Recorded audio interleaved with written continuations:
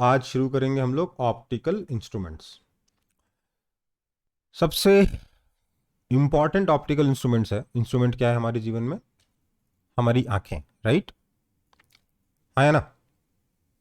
Optical instrument मतलब ऐसे instrument जो लाइट के रिफ्लेक्शन, रिफ्रैक्शन एक्सेट्रा, जो लाइट के फिनोमेना पे वर्क करते हो, जो हमें चीज़ों को देखने में हेल्प करें, चीज़ों को बेहतर तरीके से उसकी फ़ोटो खींचने में हेल्प करें। बेसिकली समझ में आई बात? So yes. सबसे इंपॉर्टेंट ऑप्टिकल इंस्ट्रूमेंट क्या है? ऑब्वियसली हमारी आंखें, राइट? हमारी आईज। अब ह्यूमन आईज में क्या होता है ये आप लोग क्लास 10th में पढ़ चुके हो। मैं आपको इतना बता दूं, क्लास 10th में आप लोगों ने जितना ह्यूमन आई में पढ़ा था, ह्यूमन आई के बारे में पढ़ा था, क्लास 12th में उससे कम है। ओके?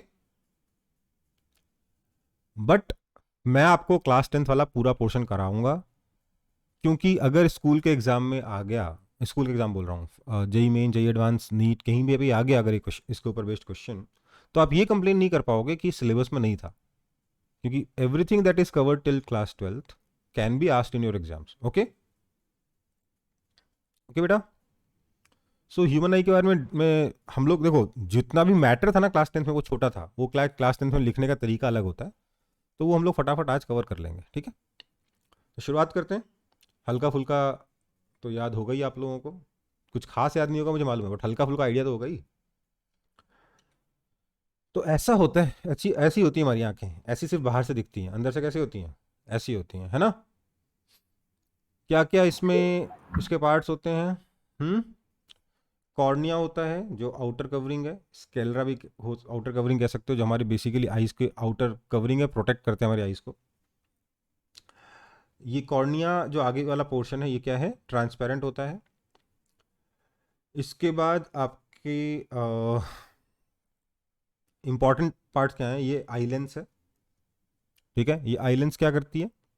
ये आई लेंस कुछ नहीं, एक सिंपल लेंस है जो लाइट को अपने थ्रू पास होने देती है। आई लेंस के आगे ये जो पोर्शन देख रहे हो आप, ये क्या है?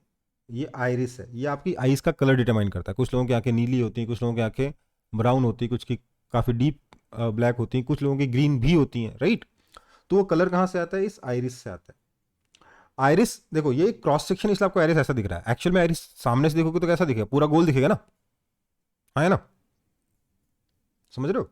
वो जो आपका आंखों में जो काले कलर का, जो इंडिया में तो मोस्टली लोगों के काले ही होते हैं, क्या नाम है, ये सामने से देखो तो आई ऐसी है, उसके बीच में ये ब्लैक कलर का जो पूरा पोर्शन है, क्या है आपका? ये क्या है? ये ब्राउन कलर का जो है, इसको क्या बोलते हैं? आइरिस बोलते हैं। ओके? आइरिस को साइड से देखोगे, काट आंख को बीच से काट के देखोगे तो वो ऐसा नजर आएगा। उसके बीच में ये ओपनिंग है, आपको देखा होगा आपकी आईज के बीच, जो अंदर जो ब्लैक कलर के जो आईज भी हैं उसके अंदर एकदम सेंटर पे एकदम और डीप ब्लैक होता है, राइट? बेसिकली वो ओपनिंग है जहां से लाइट अंदर जाती है, वापस आने के चांस बहुत कम होते हैं, मतलब होते हैं, इसलिए वो और ज़्यादा डार्क नजर आता है। ठीक है? सो ये क्या है? ओपनिंग है। इस ओपनिंग के बाद क्या मिलेगा आपको? आई लेंस मिलेगा। इस ओपनिंग का नाम क्या है? प्यूपिल है। लाइट कहाँ सेंटर करेगी? प्यूपिल सेंटर करेगी। आइरिस में जितना ओपनिंग होगा, आइरिस के बीच में ये जो होल है वो जितना बड़ा होगा, लाइट उतनी ज़्यादा एंटर कर पाएगी। और आइरिस का साइज, आइरिस एक्सपैंड और कॉन्ट्रैक्ट करती है, या कहना चाहिए प्यूपिल एक्सपैंड और कॉन्ट्रैक्ट करता है टू क्या नाम है, adjust the amount of light entering in are eyes. Okay बेटा? इस कॉर्निया और आइलेंस के बीच में ये जो एरिया है, इस एरिया में एक लिक्विड भरा होता है जिसको हम क्या बोलते हैं? वो यहाँ लिखा हुआ नहीं है, उसको बोलते हैं एक्वस ह्यूमर। क्या कहते हैं? Aqueous humour. यहाँ पर, ठीक है? तो ये सब कुछ हो गया, प्यूपिल हो गया, लेंस हो गया, आइरिस हो गया, कॉर्निया हो गया। ठीक है, इसके बाद लेंस के बाद पीछे ये एक बहुत इंपॉर्टेंट जगह है, क्या है इसका नाम? रेटिना। ये बेसिकली आपकी स्क्रीन है। ओके? रेटिना में एक जगह है फोविया, जो कि बहुत ही मतलब सबसे ज़्यादा सेंसिटिव पार्ट है आपके रेटिना का, यहाँ पे सबसे ज़्यादा सेल्स हैं। तो ये जो फोविया है, इसमें क्या होता है? आपने देखा होगा, जो आप किसी भी चीज़ को देख रहे होते हो, दो तरीके के विजन होते हैं। एक जगह जहाँ आप फोकस कर रहे होते हो और साइड की चीज़ें भी नजर आ रही होती हैं, राइट? यस और नो? यस। तो जिस जगह पे फोकस कर रहे होते हो उसकी इमेज कहाँ बन रही होती है? फोविया पे बन रही होती है। ओके? रेटिना का ही एक छोटा सा पोर्शन है फोविया। ओके?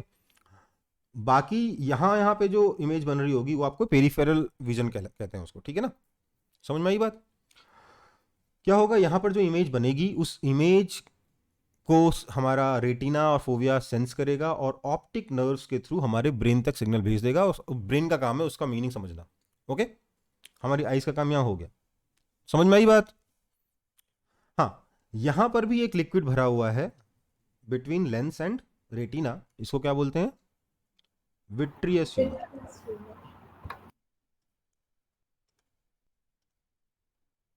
ठीक है, अब देखो जो रेटिना है इसमें दो तरीके के सेल्स हैं। कौन कौन से सेल्स हैं? एक तो है रॉड सेल्स और दूसरे हैं कोन सेल्स।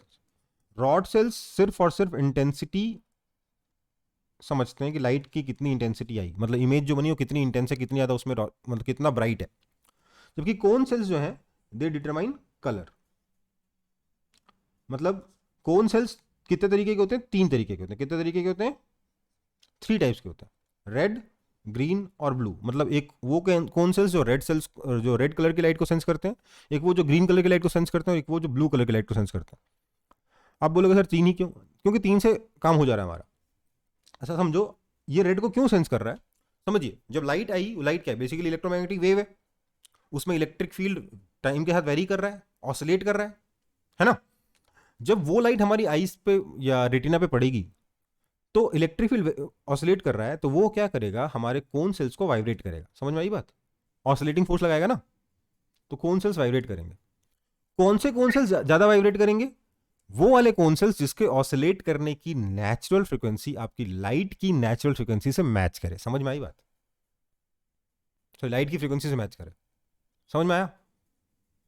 तो कुछ कोन सेल्स ऐसे हैं जिनकी फ्रीक्वेंसी रेड कलर की फ्रीक्वेंसी से मैच करती है, कुछ की ग्रीन से मैच करती है, कुछ की ब्लू से मैच करती है। समझ में आया कि नहीं आया? आया। तो हम इन तीनों के मिक्सचर से हमको नेट कलर नजर आता है। और इसीलिए हमारे जो स्क्रीन है, जिस भी स्क्रीन से आप चीजों को देख रहे हो, आपके मोबाइल की जो स्क्रीन है उसमें तीन ही तरीके की लाइट निकलती है, उससे तीन ही कलर की लाइट निकलती है। कौन कौन सी? एक रेड, एक ब्लू, ग्रीन और एक ब्लू, बस। ठीक है, इन तीन कलर की लाइट से ही हम लोगों को बाकी सारे कलर्स बना के, इनका थोड़ा थोड़ा ज़्यादा रेड, थोड़ा कम ब्लू, थोड़ा बीच में ग्रीन, ये सब कर कुरा के हमें सारे कलर्स हमारी स्क्रीन दिखा पाती है। क्योंकि वी अंडरस्टैंड दिस कि हमारी आईज के पास तीन ही कलर तरह के सेंसर्स हैं, तो हमें लाइट भी तीन ही तरीके की चाहिए सारी कलर्स डिटरमाइन करने के लिए। हाँ, है ना? समझ में आया कि नहीं आया? यस। ओके, तो इस तरीके से हमारा ह्यूमन आई काम करता है।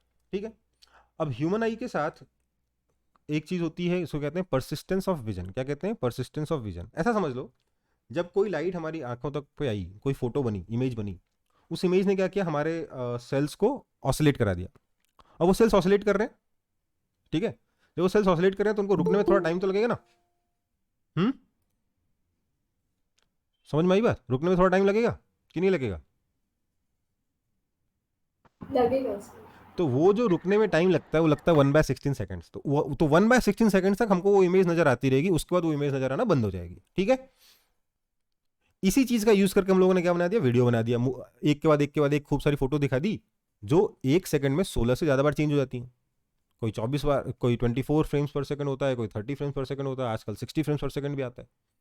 तो इससे क्या है कि आपकी जो आंखें वो धोखा खा जाती हैं और आपको स्टिल फोटोज भी मूविंग नजर आती हैं, वीडियोज नजर आते हैं। समझ में आई बात?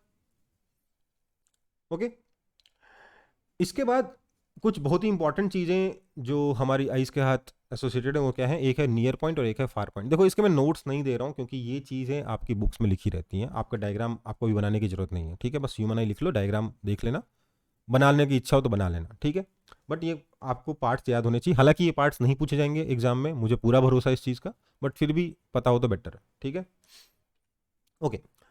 इसका बाद आता है हमारा नियर पॉइंट और फार पॉइंट। नियर पॉइंट क्या होता है? स्मॉलेस्ट डिस्टेंस जो हम देख सकते हैं clearly, smallest distance that can be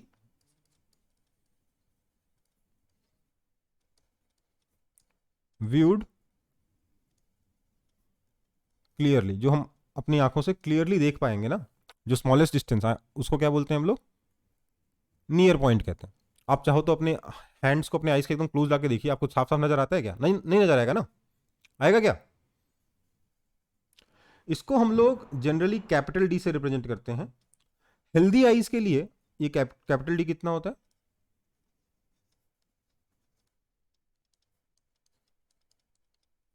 is equal to कितना होगा 25 सेंटीमीटर होता है.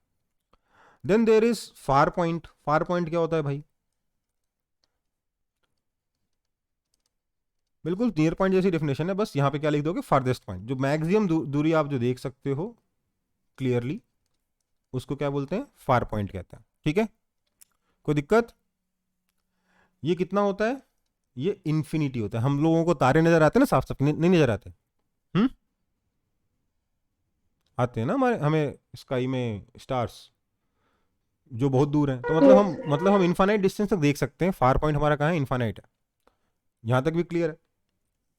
ओके बेटा. इनफैक्ट ये बता देता हूं कि जब हम फारदेस्ट पॉइंट पे देखते हैं ना, उस वक्त हमारी आईज आर मोस्ट रिलैक्स्ड.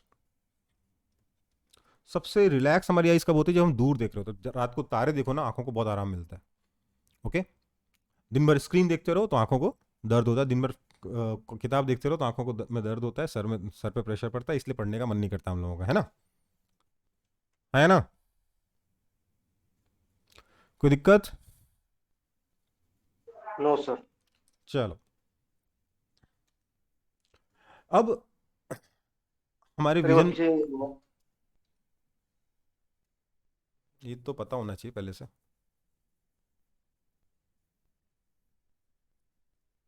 हो गया सर. हो गया.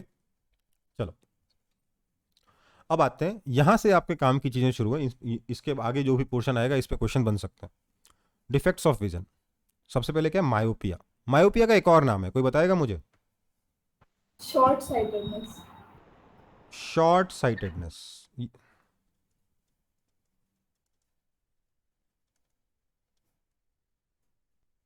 ये क्या कहता है? ये वो लोग हैं, ये वो बीमारी है जिसमें एक इंसान को पास की चीजें तो साफ साफ नजर आती हैं, पर दूर की चीजें साफ साफ नजर नहीं आती. ओके. जनरली आजकल जो आजकल क्या, जो छोटे बच्चों को आप जो देखते हो ना चश्मे लगे हुए हैं, ये इवन आपकी एज में जो चश्मे लगे रहते हैं, मोस्टली मायोपिया ही होता है. ओके. क्यों होता है? क्योंकि बचपन से या तो स्क्रीन लगे बैठे हुए हैं बगल में, या फिर बुक्स लेके बैठे हुए हैं. तो क्या है कि लगातार आंखें जो पास में देख रही, दूर देखना भूल गई. समझ में आई बात? क्या होता है, ये जो आईज हैं, जब ऑब्जेक्ट पास में रखा होता है तो उसकी इमेज तो ठीक से अपने रेटिना पे बना देती हैं. मतलब लाइट के देखो इमेज कहाँ बनी? रेटिना पे बनी, क्योंकि जो लेंस है काफी कन्वर्जिंग है. बट अगर ऑब्जेक्ट दूर रखा हुआ है तो लेंस का पावर इतना ज्यादा है कि लाइट को ये पहले ही कन्वर्ज कर देता है और रेटिना पे इमेज नहीं बनती. ओके. अब देखो, आप बोलोगे सर तो मतलब ये तो हमेशा होना चाहिए. अगर एक लेंस रखा हुआ है तो ऑब्जेक्ट की पोजीशन चेंज करोगे तो इमेज की पोजीशन तो चेंज होनी चाहिए. हाँ, है ना? बोलो. यस. तो मतलब सर हर एक आई को या तो पास की चीज नजर आनी चाहिए या दूर की चीज नजर आनी चाहिए. तो उसका हमारे पास आई के पास उपाय है. क्या उपाय है? ये सीलियरी मसल्स. वो मसल्स ये जो दिख रहा है ना, ये सीलियरी बॉडी लिख दे यहाँ पे, ये है सीलियरी मसल्स. सीलियरी मसल्स क्या करते हैं? हमारी आईज को स्ट्रेच करते हैं, कंप्रेस करते हैं. उससे क्या करते हैं? हमारी आईज का फोकल लेंथ जो है चेंज करते हैं. समझ में आई बात? हमारे आई जो आई लेंस है उसका फोकल लेंथ चेंज करते हैं. ये काफी फ्लेक्सिबल होता है हमारा आई लेंस, तो उसको स्ट्रेच करके और कंप्रेस करके उसके फोकल लेंथ चेंज करते रहते हैं हमारे सीलियरी मसल्स. और इस वजह से क्या होता है कि क्योंकि फोकल लेंथ चेंज हो रहा है, इसलिए डिफरेंट डिफरेंट व्यू के लिए हम लोग कोशिश करके हमारी आईज इमेज को हमेशा रेटिना पे बनाती हैं. बट अगर ये ऐसा ना कर पाए तो आंखों में प्रॉब्लम है. मायोपिया क्या है? जिसमें पास की चीज की इमेज तो बना दी, पर दूर की रखी चीजों की इमेज हमारे रेटिना पे नहीं बन पाई. ओके. मतलब हमारी जो जो लेंस है ये ज्यादा कन्वर्जिंग है ना? ये जो आई लेंस है क्या कर ज्यादा कन्वर्जिंग, इसकी पावर ज्यादा है. राइट? यस और नो? यस. तो उसका करेक्शन कैसे होगा? इसकी पावर घटा दो. सर आई लेंस तो चेंज करेंगे नहीं, कोई बात नहीं, कॉम्बिनेशन ऑफ लेंस यूज कर लेंगे. इसकी पावर प्लस है, इसमें एक माइनस पावर ऐड कर दो. हो गया कि नहीं हो गया? हाँ, है ना? हाँ सर. तो अब देखो, देखा जाए तो इफेक्टिवली हमारे आईज के लिए तो ऑब्जेक्ट यही है ना.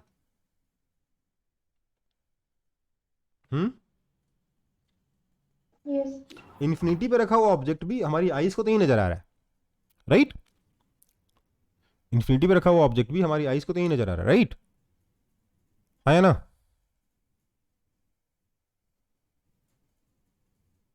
Yes, sir. सो इन्फिनिटी पे रखा हुआ ऑब्जेक्ट अगर हमारी आइज को यहाँ नजर आ रहा है, मतलब क्या है इसका? मतलब क्या है इसका? मतलब ये जो लेंस है, सॉरी, ये जो बंदा है, ये बहुत दूर की चीज को ही पास में देखेगा, है ना? तो इससे इसको डेप्थ का जो परसेप्शन इसका चेंज हो जाएगा, है ना? है ना? हाँ सर। इसीलिए अगर किसी को नया नया चश्मा लगा है तो उसे बोलते हैं यार दिन भर मत पहनना, थोड़ी देर पहनना, नहीं तो चक्कर आएंगे। ओके? और ड्राइविंग तो करनी ही नहीं है महीने भर तक, जब तक आपकी आंखें आपके ग्लासेस के हिसाब से एडजस्ट ना हो जाए, तब तक आपको ड्राइविंग करनी ही नहीं है। समझ में आई बात? है ना?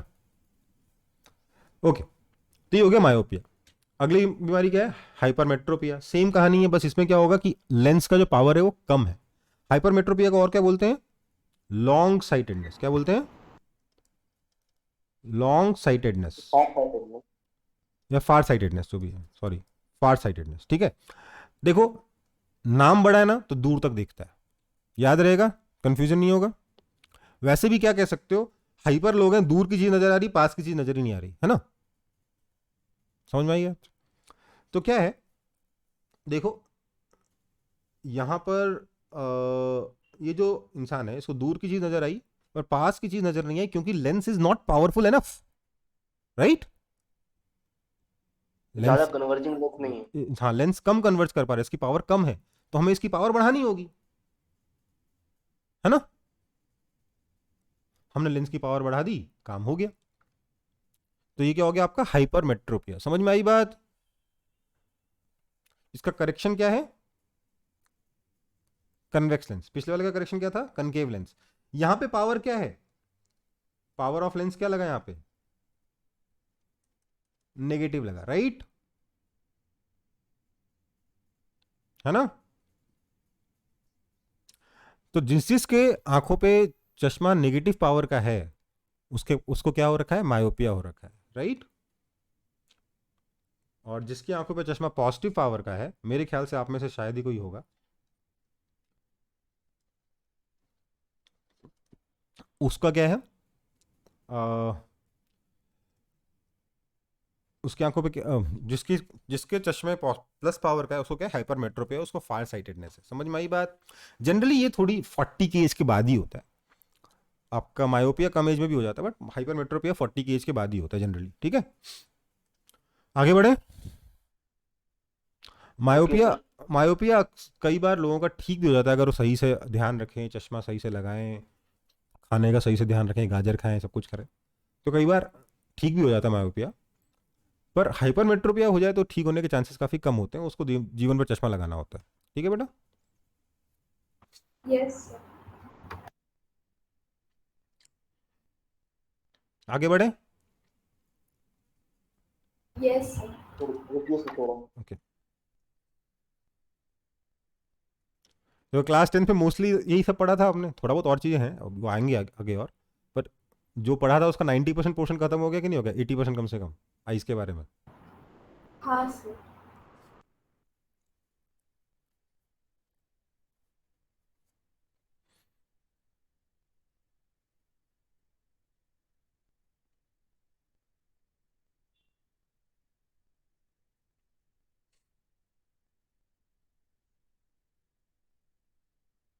हो गया सर। हो गया। क्वेश्चन है, near point of a human I is 50 centimetre, suggest corrective measures. क्या बोल रहा है क्वेश्चन? बोल रहा है कि एक ह्यूमन आई है जिसका नियर पॉइंट 50 सेंटीमीटर है। क्या ये सही है? ऐसा होना चाहिए क्या किसी की आंखों के साथ कि उसे 50 सेंटीमीटर से कम डिस्टेंस नजर ही नहीं आ रहा है? नहीं sir. तो पढ़ेगा कैसे? है ना, पढ़ने में दिक्कत होगी ना उसे। तो नियर पॉइंट उसका 50 सेंटीमीटर, ये उसके लिए बहुत बड़ी प्रॉब्लम है। तो उसको कैसे करेक्ट करें ये समझना है। तो देखो भैया, हमें अचीव क्या करना है? To achieve near point equals to 25 centimetre. मतलब क्या है? 25 सेंटीमीटर पे रखा हुआ जो ऑब्जेक्ट है उसे साफ साफ नजर आना चाहिए, राइट? है ना? 25 सेंटीमीटर पे रखा हुआ ऑब्जेक्ट उसे साफ नजर आना चाहिए, यस और नो? Yes sir. सो अगर 25 सेंटीमीटर पे रखा ऑब्जेक्ट उसे साफ नजर आना चाहिए, इसका मतलब क्या है? अब उसकी जो आईज है उसकी वो किस चीज के लिए कैपेबल है? 50 सेंटीमीटर की चीज को देखने के लिए कैपेबल है। लेकिन आपका ऑब्जेक्ट 25 सेंटीमीटर पर रखा हुआ, ये नजर आना चाहिए। मतलब कि अगर यहां पर ऑब्जेक्ट है तो लेंस ऐसा होना चाहिए कि ये इमेज को यहां बना दे, हाँ या ना? तो यहां पर Yes. समझ में आई बात? सबसे पहले तो बताओ इसको क्या प्रॉब्लम है, नियर साइटेडनेस है कि फार साइटेडनेस है? इसको पास की चीज नजर नहीं आ रही, इसको क्या है? फार साइटेडनेस है। तो Hard-headedness. इसको कैसा पावर चाहिए? पॉजिटिव पावर चाहिए। तो इसको ऐसा पावर लेंस लगेगा, राइट? इस लेंस के लिए क्या बोलोगे? u is equal to -25 centimetre, v is equal to -50 centimetre, focal length is equal to कितना? यही ना है? आप अगर आप इस लेंस को यूज ना भी करो ना कि कौन सा पावर लगे, आप अगर आप नहीं भी सोच पाओ तो ऐसा बना लो, यहाँ पे कोई तो लेंस लगने वाला है। कन्वर्जिंग है कि डाइवर्जिंग है पता नहीं, बाद में बना लेंगे। फोकल लेंथ पॉजिटिव आ गया तो कन्वर्जिंग हो जाएगा, इस केस में कन्वर्जिंग ही आएगा। फोकल लेंथ नेगेटिव आ गया तो डाइवर्जिंग आ जाएगा, राइट और रॉन्ग? हम्म? सर V25 होगा ना? नहीं बेटा, 25 इसको नजर आता है 50 सेंटीमीटर वाला, देखना आप 25 सेंटीमीटर वाला है। तो कब देख पाएगा? अगर 25 सेंटीमीटर वाले ऑब्जेक्ट की इमेज 50 सेंटीमीटर बनेगी तभी तो देख पाएगा। बोलो, यस सर। है ना? This image is image object for eyes, क्योंकि आईज तो इससे पास रखे ऑब्जेक्ट को देख ही नहीं पाती है ना? तो क्या हुआ है, 25 सेंटीमीटर पे जो ऑब्जेक्ट रखा हुआ है उसकी इमेज हम 50 सेंटीमीटर पे बनाएंगे, सो दैट ये 50 सेंटीमीटर पे रखे हुए आईज को ऑब्जेक्ट 50 सेंटीमीटर पे नजर आए और आईज इसको सही से देख पाए। समझ में आया? हाँ या ना? Yes. Yes sir. तो फटाफट इसको सॉल्व करेंगे आगे।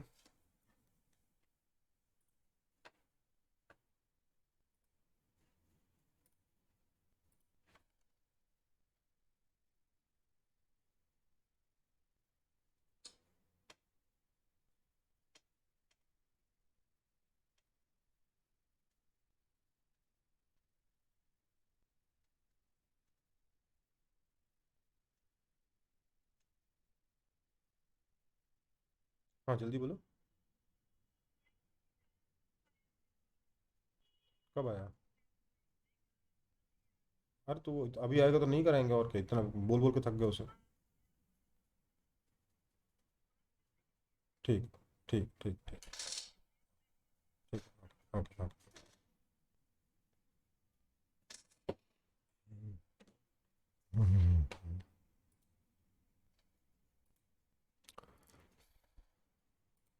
हाँ, हुआ? नहीं हुआ? क्या लगाएंगे? 1/v - 1/u = 1/f। That means sir 50 centimetre कितना आया?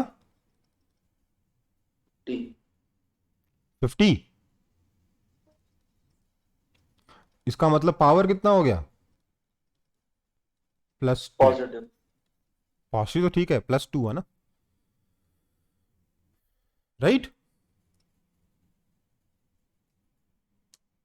50 सेंटीमीटर को किस में कन्वर्ट करोगे? सर मीटर में। Power is equal to 1/f is equal to 2 dioptre. Okay, तो +2 पावर का चश्मा लग जाएगा उसको, है ना बेटा? आगे बढ़े। Yes, sir. इसको सॉल्व करो जल्दी जल्दी।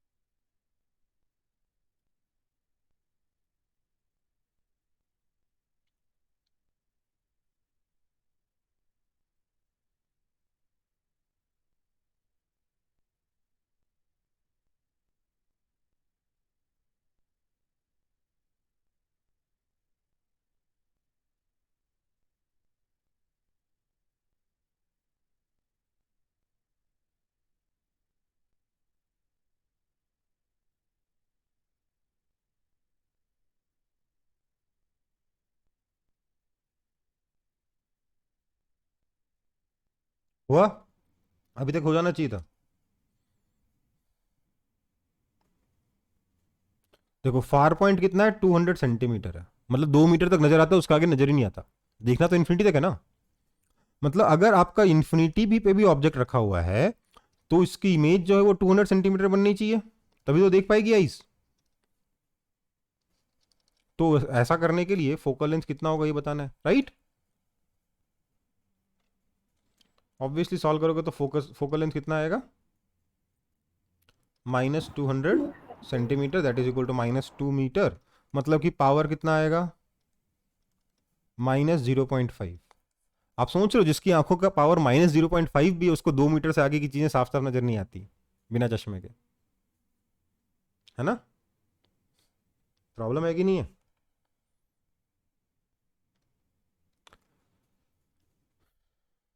आगे बढ़े।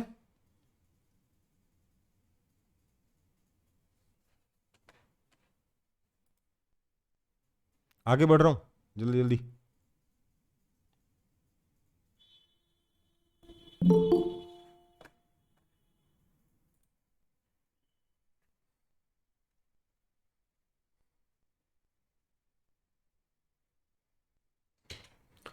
अगला क्या है हमारा, डिफेक्ट्स ऑफ विजन में प्रेस बायोपिया। प्रेस बायोपिया में क्या होता है? हम्म प्रेस बायोपिया क्या होता है? ना पास की चीज नजर आती ना दूर की चीज नजर आती है। क्या कारण हो सकते हैं इसके? लेंस इज वेरी स्टिफ, तो मतलब उसको आपके जो सिलियरी मसल्स है ना खींच पा रही ना दबा पा रही हैं। Okay, lens is very stiff, और ciliary muscles are very weak, right? वो इतनी वीक है कि हमारे लेंस को खींच पा रही ना दबा पा रही है, राइट? समझ में आया कि नहीं?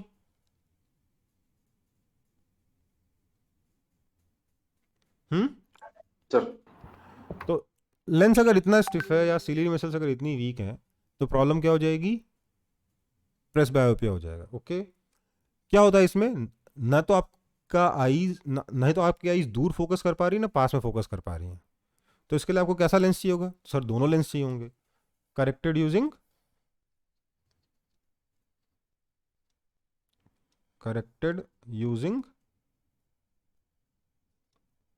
Bifocal length, right? Bifocal lens देखा होगा आप लोगों ने, ये ओल्ड एज में लोगों के जो चश्मा होता है उसमें 2 लेंस लगे होते हैं।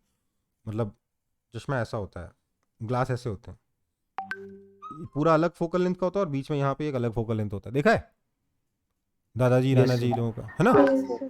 तो वो क्या है आपका, क्योंकि उनकी आंखें बहुत वीक हो चुकी हैं तो इसलिए उनको पढ़ रीड करने के लिए यहाँ पर अलग फोकल लेंथ, पास की चीज देखने के लिए, और बाकी दिन भर दूर देखना होता है तो उसके लिए यहाँ पे अलग फोकल लेंथ। समझ में आया?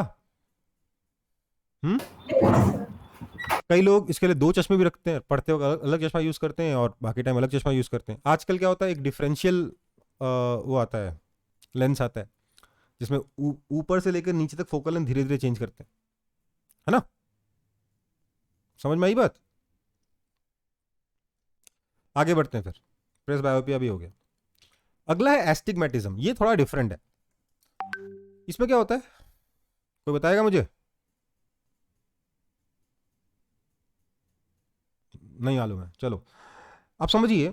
हमारा लेंस 2 डायमेंशनल थोड़ा ना है, हमारा आई लेंस 3 डायमेंशनल है ना, है ना? तो अगर मैं लेंस को सामने से देखूं तो लेंस ऐसा है, इसको चारों तरफ से सीलियरी मसल्स खींच रही हैं या कंप्रेस कर रही हैं, है ना? राइट? समझ में आया कि नहीं आया डायग्राम? हाँ सर. Yes, sir. चलो जो भी है, तो अब क्या हुआ, समझ लीजिए कि ये मेरा वाई एक्सिस है, ये मेरा एक्स एक्सिस है। हो सकता है एक्स एक्सिस के अलॉन्ग जो लेंस जो मसल्स हैं वो वीक हो गई हैं, वाई एक्सिस के अलॉन्ग वाली मसल्स उतनी वीक नहीं है, वो स्ट्रॉन्गर है। तो क्या हो रहा है कि वाई एक्सिस में एडजस्ट हो जा रहा है, एक्स एक्सिस में एडजस्ट नहीं हो पा रहा, राइट? हम्म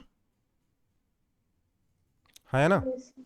सो इसमें क्या होता है, डिफरेंट आपकी आईज का जो आई लेंस है उसका फोकल लेंथ जो होता है, different focal length along different axis, है ना। इसको करेक्ट कैसे करेंगे? हम भी ऐसा लेंस यूज करेंगे जिसमें अलग अलग डायरेक्शन में अलग अलग फोकल लेंथ हो, हाँ या ना। जिसका करेक्शन क्या होगा? Cylindrical lens. या कई बार आपके जो स्फेरिकल लेंस और सिलिंड्रिकल लेंस का सुपरपोजिशन होता है, ठीक है। मतलब दोनों का, मतलब एक तरफ अगर अलग फोकल लेंथ, दूसरी तरफ डायरेक्शन में अलग फोकल लेंथ करके लगा देते हैं। समझ में आया कि नहीं आया एस्टिग्मेटिज्म? हाँ सर। डोंट वरी, इस पर ज्यादा परेशान नहीं करेगा, ठीक है। आगे बढ़ते हैं। कॉपी हो गया?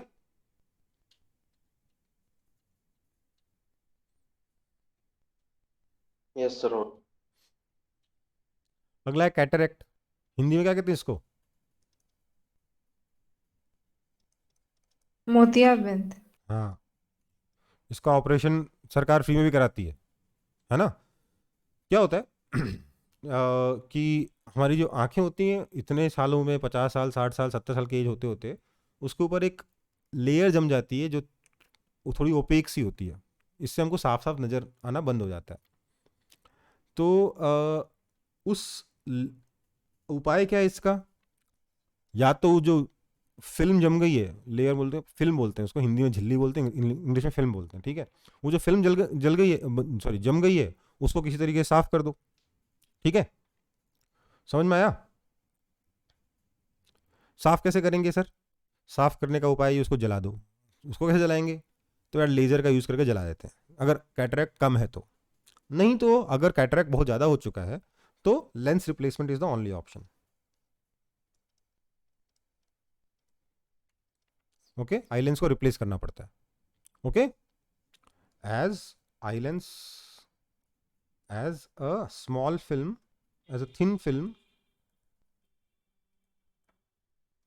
gets deposited on the eye lens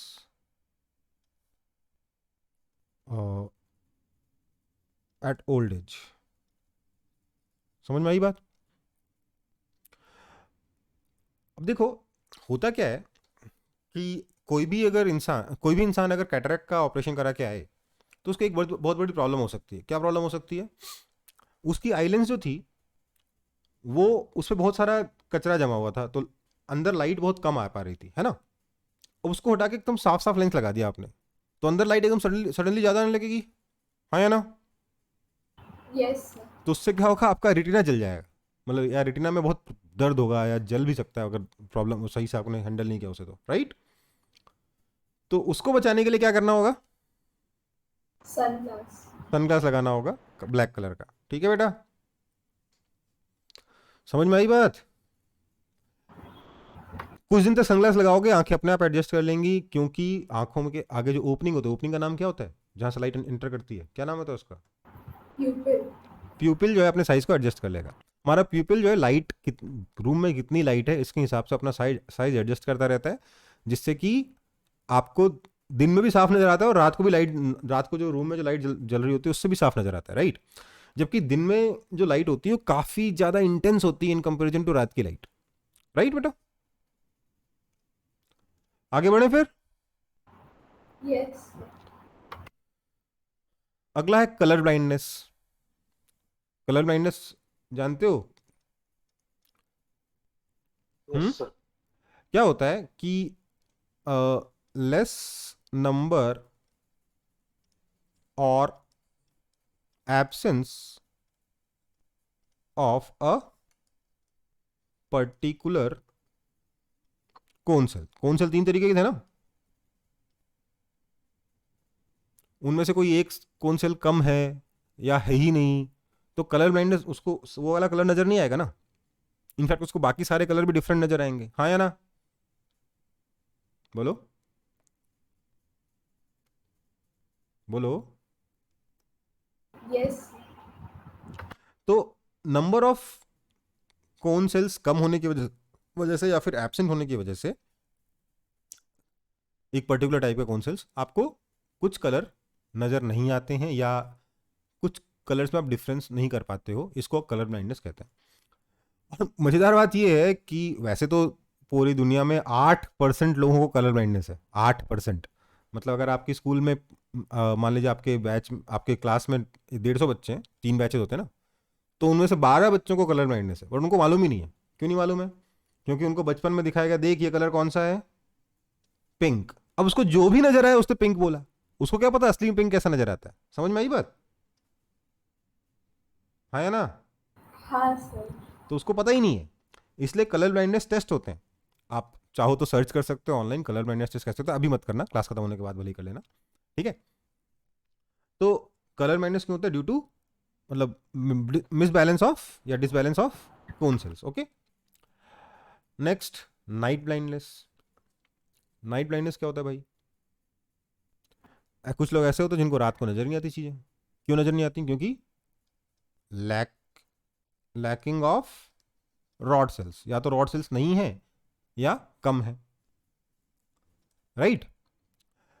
देखो, आपका जो क्या बोलते हैं उससे, मुर्गा होता है ना, मुर्गा, कुकड़ू, हम्म, यस सर। उसके पास रॉड सेल्स नहीं होते।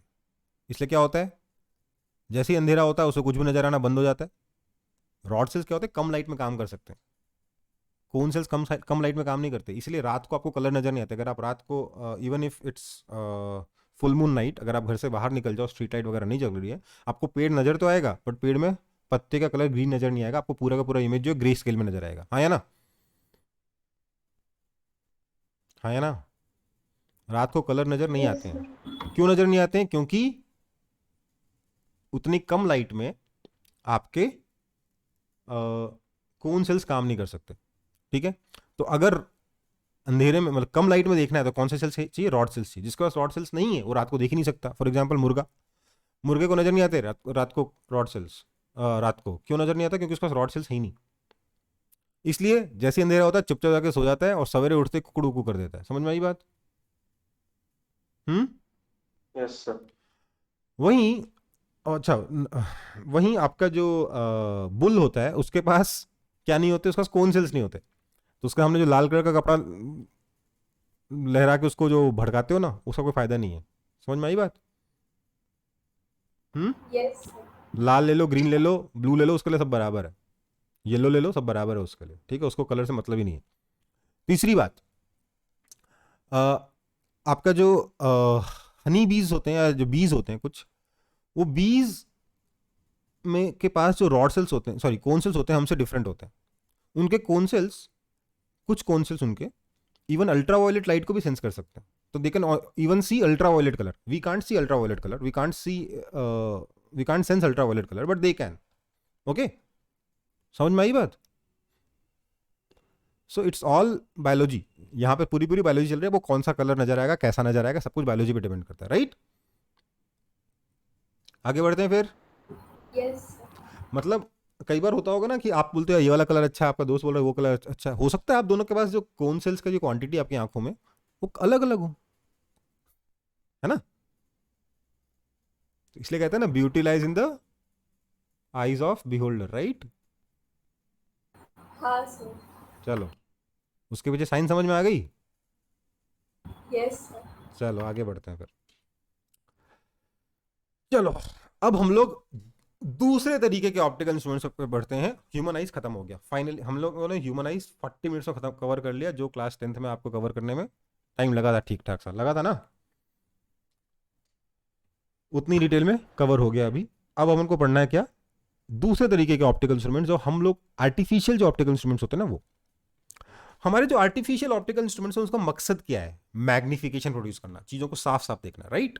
यही ना मकसद है, चाहे टेलीस्कोप हो जाए चाहे माइक्रोस्कोप हो जाए, राइट? यस। तो मैग्निफिकेशन का मीनिंग क्या है यहाँ पे, ये समझना जरूरी है। What do we mean by magnification, ये समझना जरूरी है। हम लोग जब हमारे आर्टिफिशियल ऑप्टिकल इंस्ट्रूमेंट्स, हम लोग मेनली दो ही चीजें पढ़ने वाले हैं। कौन कौन, क्या क्या? टेलीस्कोप और माइक्रोस्कोप। तो आर्टिफिशियल जो हमारे पास ऑप्टिकल इंस्ट्रूमेंट्स हैं, उससे मैग्निफिकेशन से, उसके मैग्निफिकेशन से हम लोग क्या मीन करते हैं, ये पहले समझना जरूरी है। देखो, बात समझो। ये ऑब्जर्वर है, दो ऑब्जेक्ट है। इस ऑब्जेक्ट का नाम मैंने बोल दिया O1, ये इस ऑब्जेक्ट का नाम मैंने बोल दिया O2।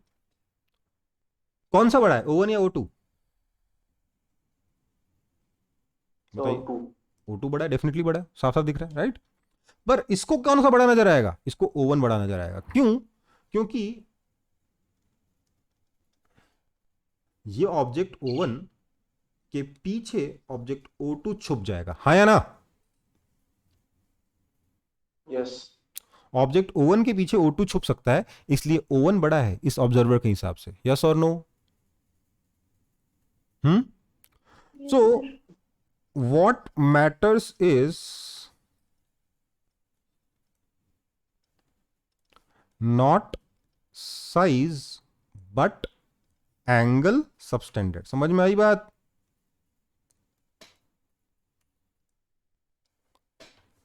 आप सोचिए ना, सन तो बहुत बड़ा है ना।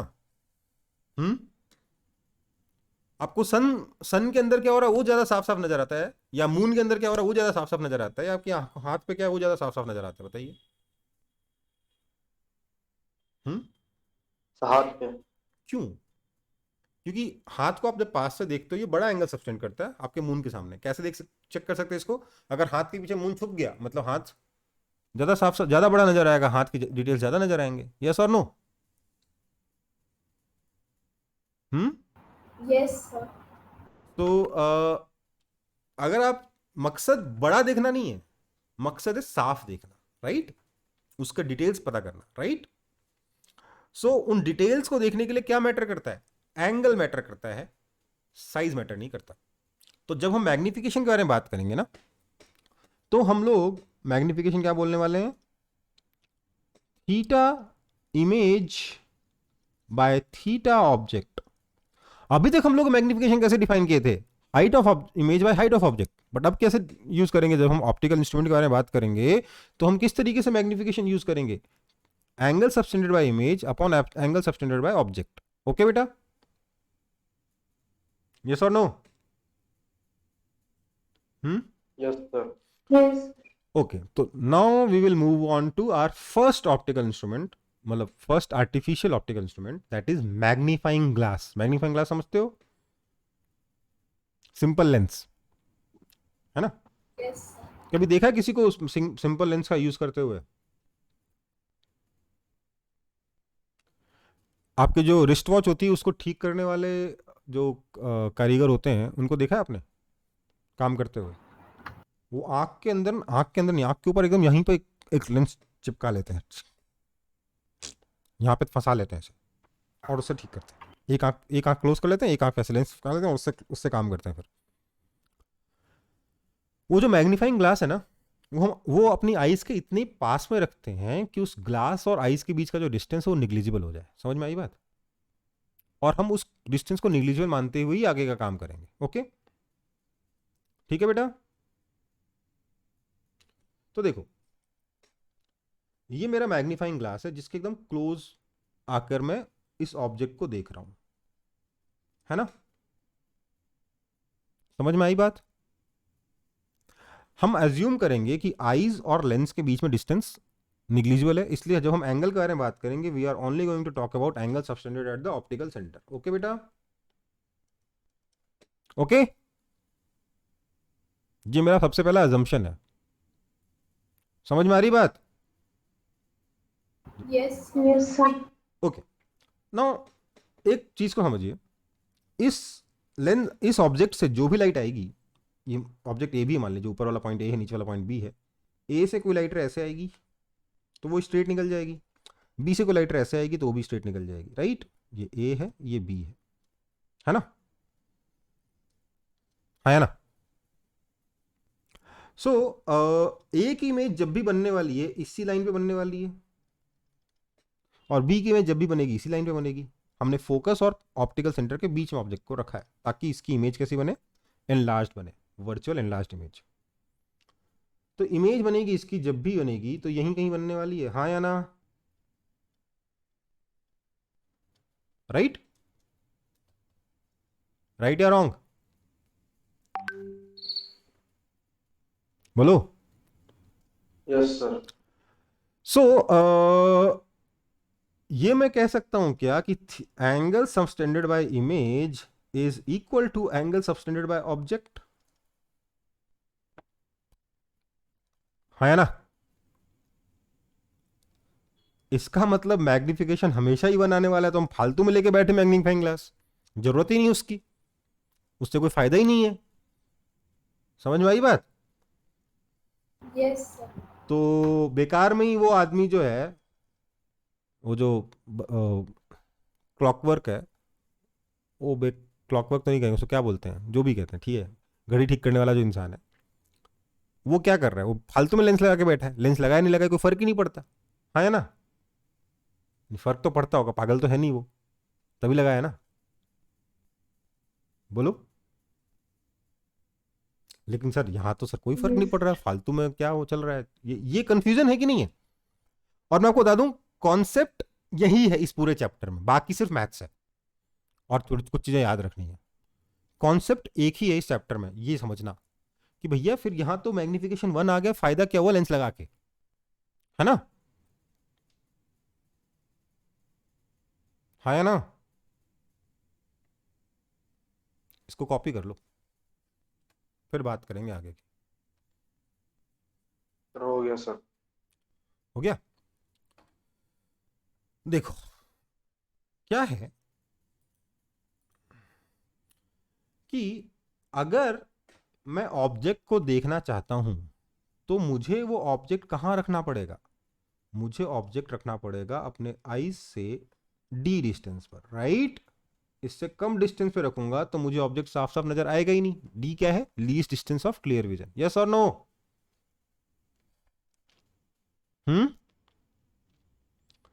सो ये सिचुएशन है आपकी विदाउट लेंस। इसको मैंने बोल दिया हाइट ऑफ ऑब्जेक्ट,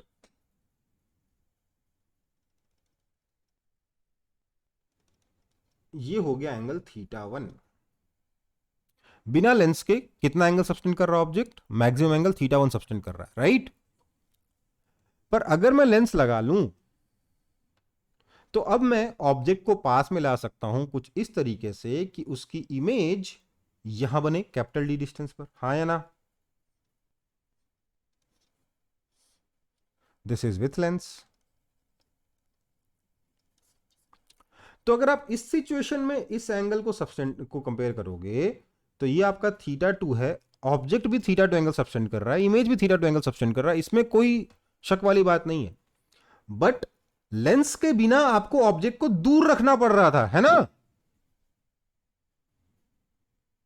इस वजह से मैग्निफिकेशन आया, ये θ2 θ1 से बड़ा हो गया, हुआ कि नहीं हुआ? Yes, sir. ये HOE है, पर ये आपका नया हाइट ऑफ इमेज आ गया, है ना? तो θ1 कितना है? HO बाय D, और θ2 कितना है? HI by D। Therefore magnification कितना हो गया? θ2 बाय θ1 HI बाय HO। मतलब आप इस सिचुएशन में HI बाय HO निकाल लो, आपका काम खत्म, है ना? एक्चुअली लोग ये फॉर्मूला सिंपल मैग्निफिकेशन से कंपेयर कर डालते हैं और उसके बाद आगे पूरा पूरा चैप्टर हौच मच जाता है। इस फॉर्मूले को अगर आप सिंपल सिचुएशन से कंपेयर कर दोगे तो कोई फायदा होगा क्या? क्योंकि मैग्निफिकेशन का अल्टीमेटली फॉर्मूला वही बन गया, height of image by height of object. But बहुत ही स्पेशल केस में, है ना, जहां पे आपका फाइनल इमेज डी पे बन रहा है, उस केस में आप height of image by height of object जो भी आपका आंसर आ रहा है उसको आप मैग्निफिकेशन बोल रहे हो, यस और नो? डेफिनेशन समझ में आई? कॉन्सेप्ट यही है बेटा, और कुछ नहीं कॉन्सेप्ट इस चैप्टर में।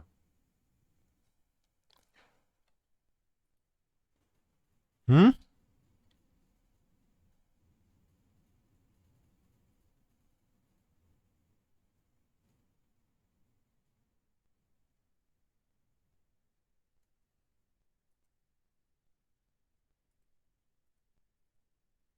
सर इमेज तो और दूर हो गया ना। ना ना, आप बिना, एक मिनट,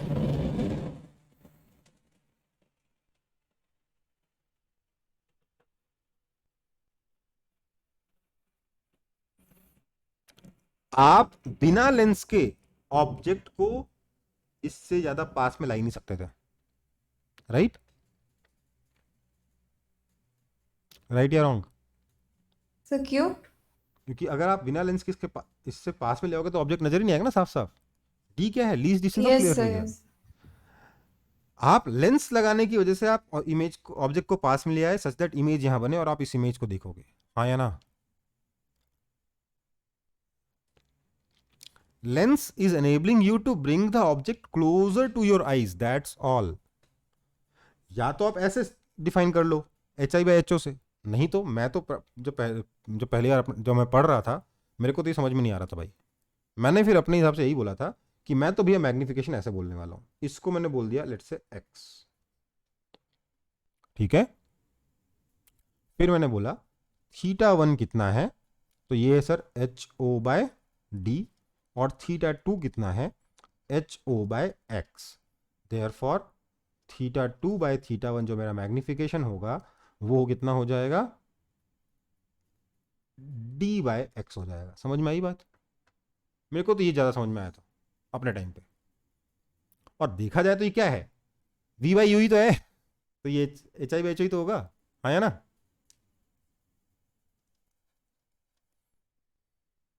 समझ में आई बात? बट मैं इस तरीके से समझ पाया था इस कॉन्सेप्ट को। तो अगर किसी को ऐसा समझ में नहीं आ रहा तो ऐसा समझ लो कि हम लोगों ने अचीव क्या किया है, सिर्फ इतना कि हम ऑब्जेक्ट को पास में ला पाए। मैं इस ऑब्जेक्ट का एंगल और इस इमेज के एंगल को कंपेयर नहीं कर रहा हूं, मैं इस ऑब्जेक्ट का एंगल और इस इमेज के एंगल को कंपेयर कर रहा हूं। समझ में आया? समझ में आया कि नहीं? Yes sir. सो ये हमारा प्रिंसिपल, ये हमारा तरीका हुआ मैग्निफिकेशन समझने का। कॉपी कर लो।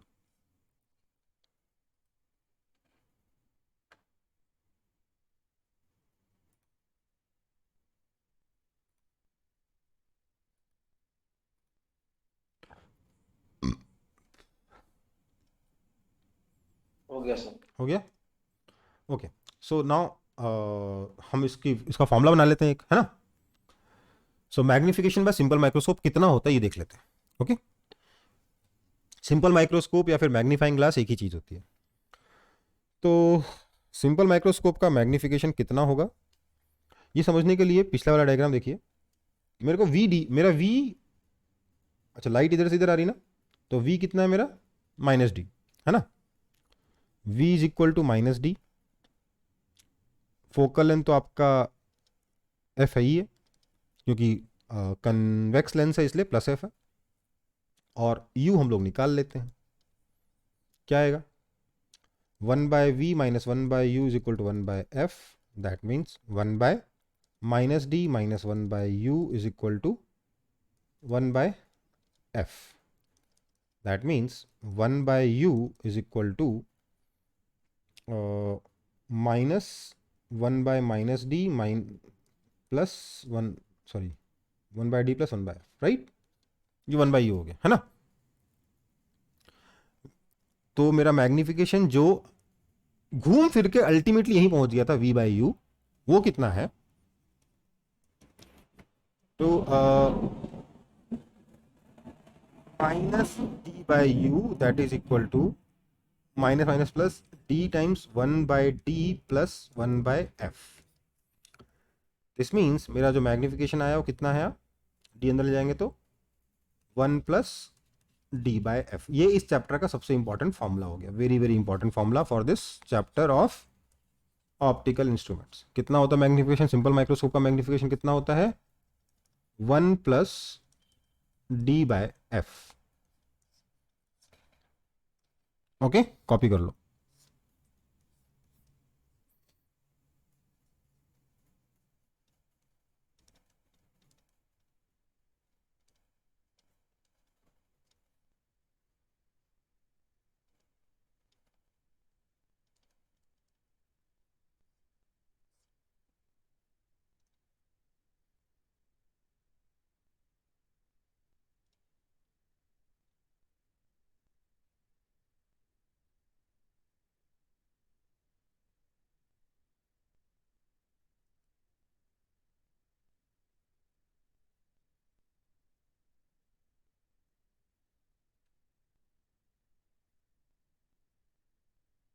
समझ में आया?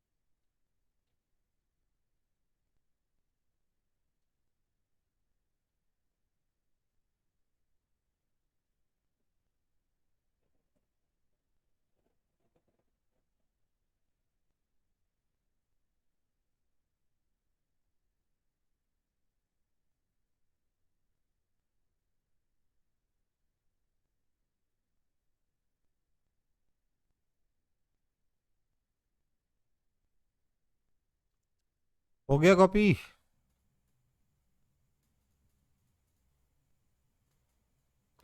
चलो, तो ये तो हो गया, यस सर। ये तो हो गया बेटा जब हम लोग ऑब्जेक्ट को, अपनी फाइनल इमेज को कैपिटल डी डिस्टेंस पे देख रहे थे, राइट?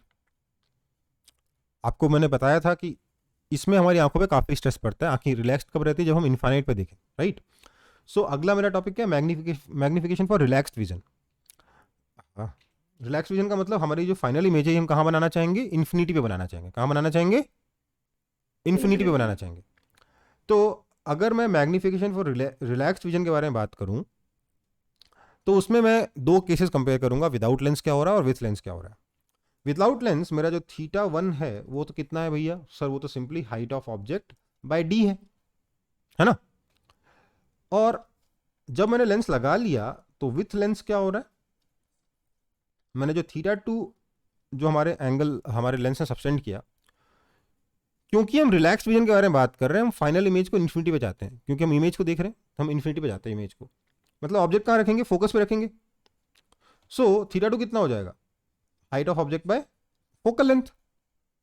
इसलिए हमारा सिंपली जो मैग्निफिकेशन आएगा वो जाएगा θ2 by θ1, that is simply d by F.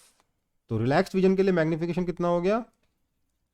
d by F. ये इस चैप्टर का दूसरा सबसे इंपॉर्टेंट फॉर्मूला हो गया। रिलैक्स विजन के लिए कितना होता है magnification? d by F. Okay बेटा?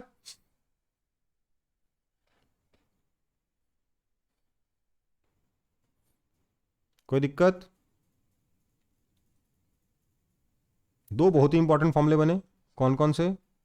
जो सिंपल माइक्रोस्कोप जो मैक्सिमम मैग्निफिकेशन दे सकता है, एंगुलर मैग्निफिकेशन कहना चाहिए। दो केसेस को कंपेयर कर रहे हैं हम लोग, एक बार तब जब लेंस नहीं है, एक बार तब जब लेंस है। तो मैक्सिमम मैग्निफिकेशन कितना होता है? 1 + d बाय एफ। और रिलैक्स विजन में मैग्निफिकेशन कितना होता है? d by F. क्योंकि सिर्फ और सिर्फ 1 का डिफरेंस है, हम लोग अक्सर इसे यूज करते हैं।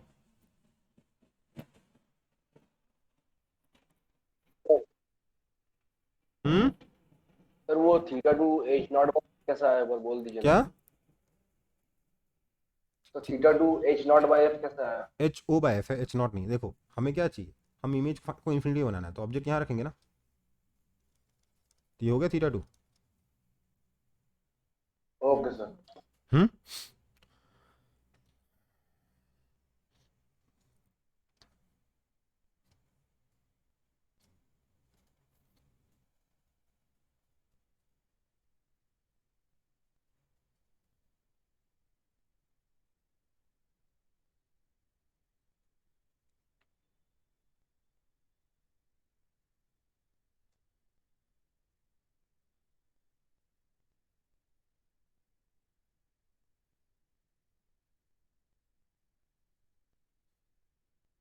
तो ये भी समझ में आ गया आप लोगों को?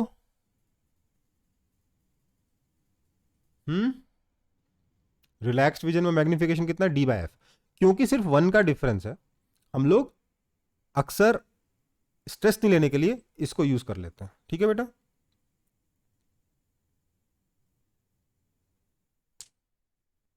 यस सर, हो गया। हम लोग अब ऑब्वियसली एक अच्छा मैग्नीफाइंग ग्लास क्या होगा? कौन सा होगा? जिसका फोकल लेंथ बहुत छोटा है। जितना छोटा फोकल लेंथ उतना अच्छा मैग्नीफाइंग ग्लास, है ना? Yes, sir. चलो फिर आगे बढ़ते हैं। अगला हमारा कंपाउंड माइक्रोस्कोप। देखो इसको देख के एकदम इमेज को परेशान मत हो, मैं पूरा समझा दूंगा धीरे धीरे, ठीक है। अभी एकदम से इमेज देखोगे कंफ्यूज जाओगे, ठीक है। मैं जैसे जैसे बता रहा हूँ वैसे वैसे फॉलो करते जाओ। कंपाउंड माइक्रोस्कोप वो माइक्रोस्कोप है जो हम असली में यूज करते हैं। आप लोगों ने जो वहाँ देखा होगा इंस्टीट्यूट के अंदर जो माइक्रोस्कोप रखा हुआ है वो यही वाला है। उसमें दो लेंस होते हैं। कितने लेंस होते हैं? दो लेंस। एक लेंस वो जिसके पास में हम लोग ऑब्जेक्ट को रखते हैं। आज पता नहीं क्या हुआ है यार। एक लेंस वो जिसके पास में हम लोग ऑब्जेक्ट को रखते हैं, इसको क्या कहते हैं? ऑब्जेक्टिव कहते हैं। क्या कहते हैं इसको? ऑब्जेक्टिव कहते हैं। क्या कहते हैं बेटा? ऑब्जेक्टिव। ऑब्जेक्टिव कहते हैं क्योंकि इसके पास में ऑब्जेक्ट रहता है। दूसरे लेंस के पास में हम लोग आइज को रखते हैं। आइज बेसिकली यहाँ है आपकी, जैसे, ठीक है, समझ में आई बात? तो इसको क्या बोलेंगे? आई लेंस बोलेंगे, ठीक। बेसिकली क्या होगा, ये जो पहला लेंस है ऑब्जेक्टिव, ये ऑब्जेक्ट की इमेज बनाएगा। उस इमेज को हम दूसरे लेंस से देखेंगे और फाइनल इमेज जो बनेगी वो हमारी आइज को नजर आएगी, राइट। तो क्या हुआ, यहां पे दो बार मैग्निफिकेशन हो गया। कैसे? पहले तो ऑब्जेक्टिव ने एक्चुअल मैग्निफिकेशन प्रोड्यूस किया, मतलब height of image by height of object वाला। फिर हम लोग छोटे ऑब्जेक्ट को देखने की जगह बड़े ऑब्जेक्ट को देखे from a magnifying glass. Yes और नो? यही ना हुआ?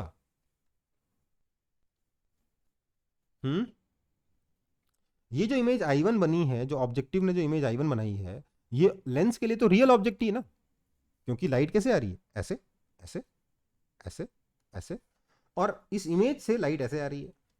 सो this image is basically a real object for eye lens, है ना? Yes sir. So eye lens के लिए इस सिचुएशन में या इसकी जगह एक नॉर्मल ऑब्जेक्ट रखा हुआ हो, कोई फर्क नहीं है। So eye lens is simply a simple microscope, है ना। फाइनल इमेज हमें आई लेंस से कैपिटल डी डिस्टेंस पे चाहिए, राइट, जिससे हमें इमेज साफ साफ नजर आए। यही है ना सिचुएशन? बोलो। Yes, sir. चलो फिर आगे बढ़ूं। सर इसको बनाएंगे, रुकिए।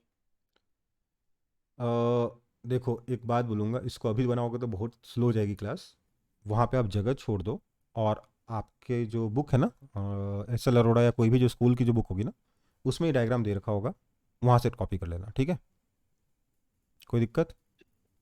क्योंकि नहीं तो फिर बहुत टाइम लग जाएगा। या चाहो तो कर लो कॉपी जल्द, लेकिन बहुत फिर रफ रफ कॉपी करना, ठीक है। पेयर कॉपी करने के लिए थोड़ी जगह छोड़ देना। या एक काम करो, अभी स्क्रीनशॉट ले लो बेस्ट, ताकि आप यही डायग्राम बनाओ, है ना। ले लिया स्क्रीनशॉट? यस। चलो, बहुत फोटो हो गई मेरी आप लोगों के पास, है ना। चलो फिर अब इसका मैग्निफिकेशन कितना होगा ये देखते हैं, ओके। बेसिकली जो मैग्निफिकेशन आएगा वो कितना होगा? इस लेंस ने जो मैग्निफिकेशन प्रोड्यूस किया M1 मल्टीप्लाइड बाय इस सिंपल माइक्रोस्कोप का मैग्निफिकेशन M2, है ना, राइट। सो बेसिकली M1 क्या है? Simply V objective by U objective, और M2 कितना है? 1 plus D by F। Yes और नो?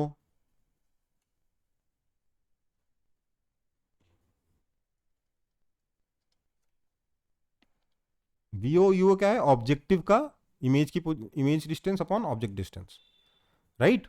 ऑब्वियसली वी पॉजिटिव है, यू नेगेटिव है, इसलिए ये नेगेटिव हो जाएगा, तो मैग्निफिकेशन नेगेटिव आएगा। हो भी रहा है, ऑब्जेक्ट ऊपर है, इमेज नीचे बन रही है ना। समझ में आया कि नहीं आया अभी तक? Okay, sir.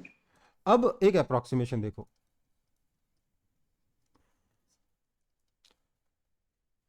Tube length is large, FO and FE are small, ठीक है। ट्यूब लेंथ का मतलब क्या था, ये डी जो लिखा है ना, डी नहीं है, डायग्राम अगर कॉपी करोगे तो ध्यान रखना बेटा, वहाँ पे ये डी नहीं है, इसको मैंने कट पिछले डायग्राम में कट करना भूल गया, ये एल है। अच्छा डी यहाँ तक बताया था, सॉरी सॉरी सॉरी, ये तो ठीक ही था, सॉरी।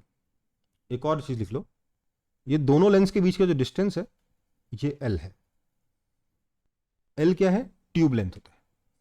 ट्यूब लेंथ क्या होता है, ट्यूब लेंथ किसको बोल रहा हूँ मैं, दोनों लेंस के बीच का डिस्टेंस एल। ओके, कोई दिक्कत? एक ट्यूब के अंदर होगा ना दोनों लेंस, तो उस ट्यूब की जो लेंथ है बेसिकली दोनों लेंस के बीच का डिस्टेंस के बराबर है, वो कितना है, एल है।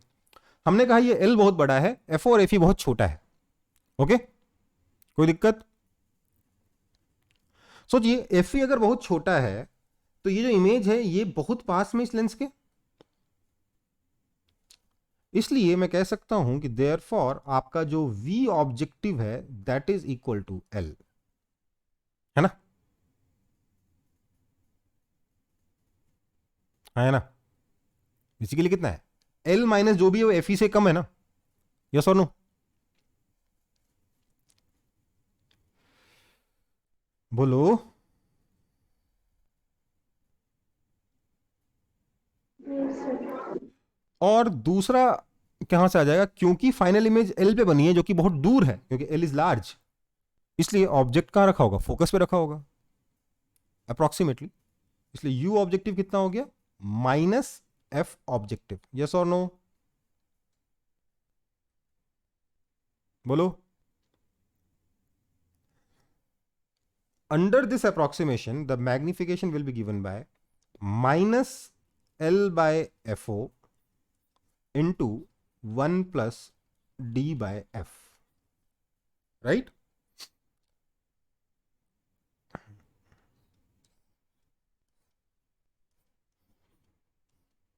And for क्या बोलेंगे, for relaxed vision,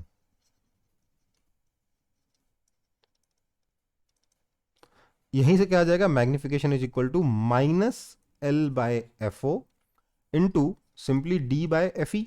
अच्छा एफ क्या, एफ ई है, राइट, ये एफ ई है, आईपीस का फोकल लेंथ है ना ये।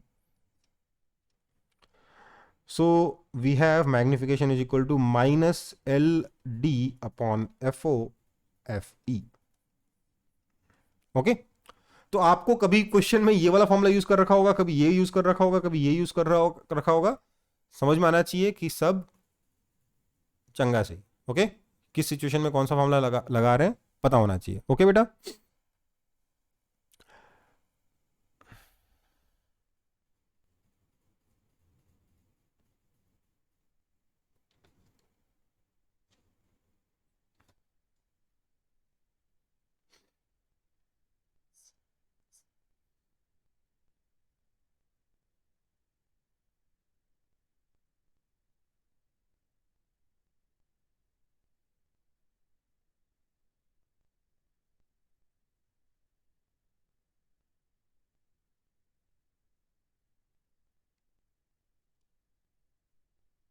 सर हाँ बेटा, सर वो राइट साइड के कॉर्नर में सर वो 1 + D/FO लिखना है। डी बाई एफ ई है ये। अच्छा यहाँ पे ई है, ई बेटा, ये तो आईपीस है ना, सिंपल माइक्रोस्कोप तो सिंपल माइक्रोस्कोप का फॉर्मूला तो आईपीस के लिए लगेगा ना, 1 + D/F में क्या आएगा, एफ की जगह क्या आएगा, आईपीस का फोकल लेंथ आएगा।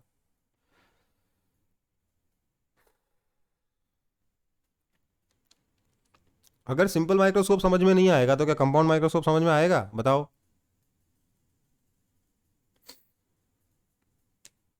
नो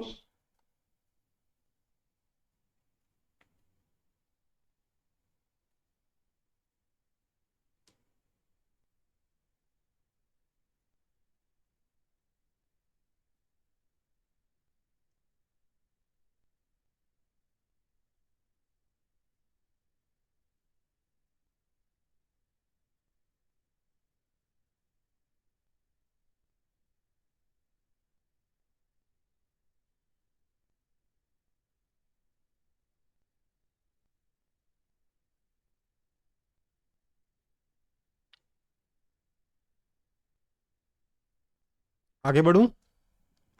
सर एफ और एफ ई स्मॉल होने की वजह से U objective minus F O कैसे हुआ? क्योंकि बेटा वी ऑब्जेक्टिव एल है, ट्यूबलेंथ के बराबर है, which is very large. Yes sir. तो मतलब वी ऑब्जेक्टिव जो है इन्फिनिटी है। समझ में आया? हाँ। इन्फिनिटी नहीं, मतलब बेसिकली एफ के मुकाबले अगर बहुत ज़्यादा हो जाएगा, सोचो अगर आपका वी फोकल लेंथ के मुकाबले काफ़ी बड़ा है तो ऑब्जेक्ट को फोकस के बहुत पास आना पड़ेगा ना। हम्म, यस सर। बस वही यूज़ किया और क्या। ये डायग्राम उसके हिसाब से टू द स्केल नहीं है जो मैंने यहाँ पे अप्रोक्सीमेशन लिखा है। डायग्राम आपको विजुलाइज कराने के लिए है। टू द स्केल डायग्राम बनाने में तो कुछ नज़र नहीं आएगा ठीक से, सब कुछ एकदम अगल बगल में चिपक जाएगा, है ना। क्योंकि ये जो मैग्निफिकेशन प्रोड्यूस हो रहा है ना यहाँ पे, आपको तो यहाँ दिख रहा होगा कि 3 गुना 4 गुना बड़ा इमेज बना, राइट। प्रैक्टिकली हम लोग 100 200 500 टाइम्स बड़ी इमेज बनाते हैं, ठीक है, माइक्रोस्कोप से। समझ में आया क्या बोल रहा हूँ मैं? तो उस केस में ये अप्रोक्सीमेशन बहुत अच्छे काम करते हैं।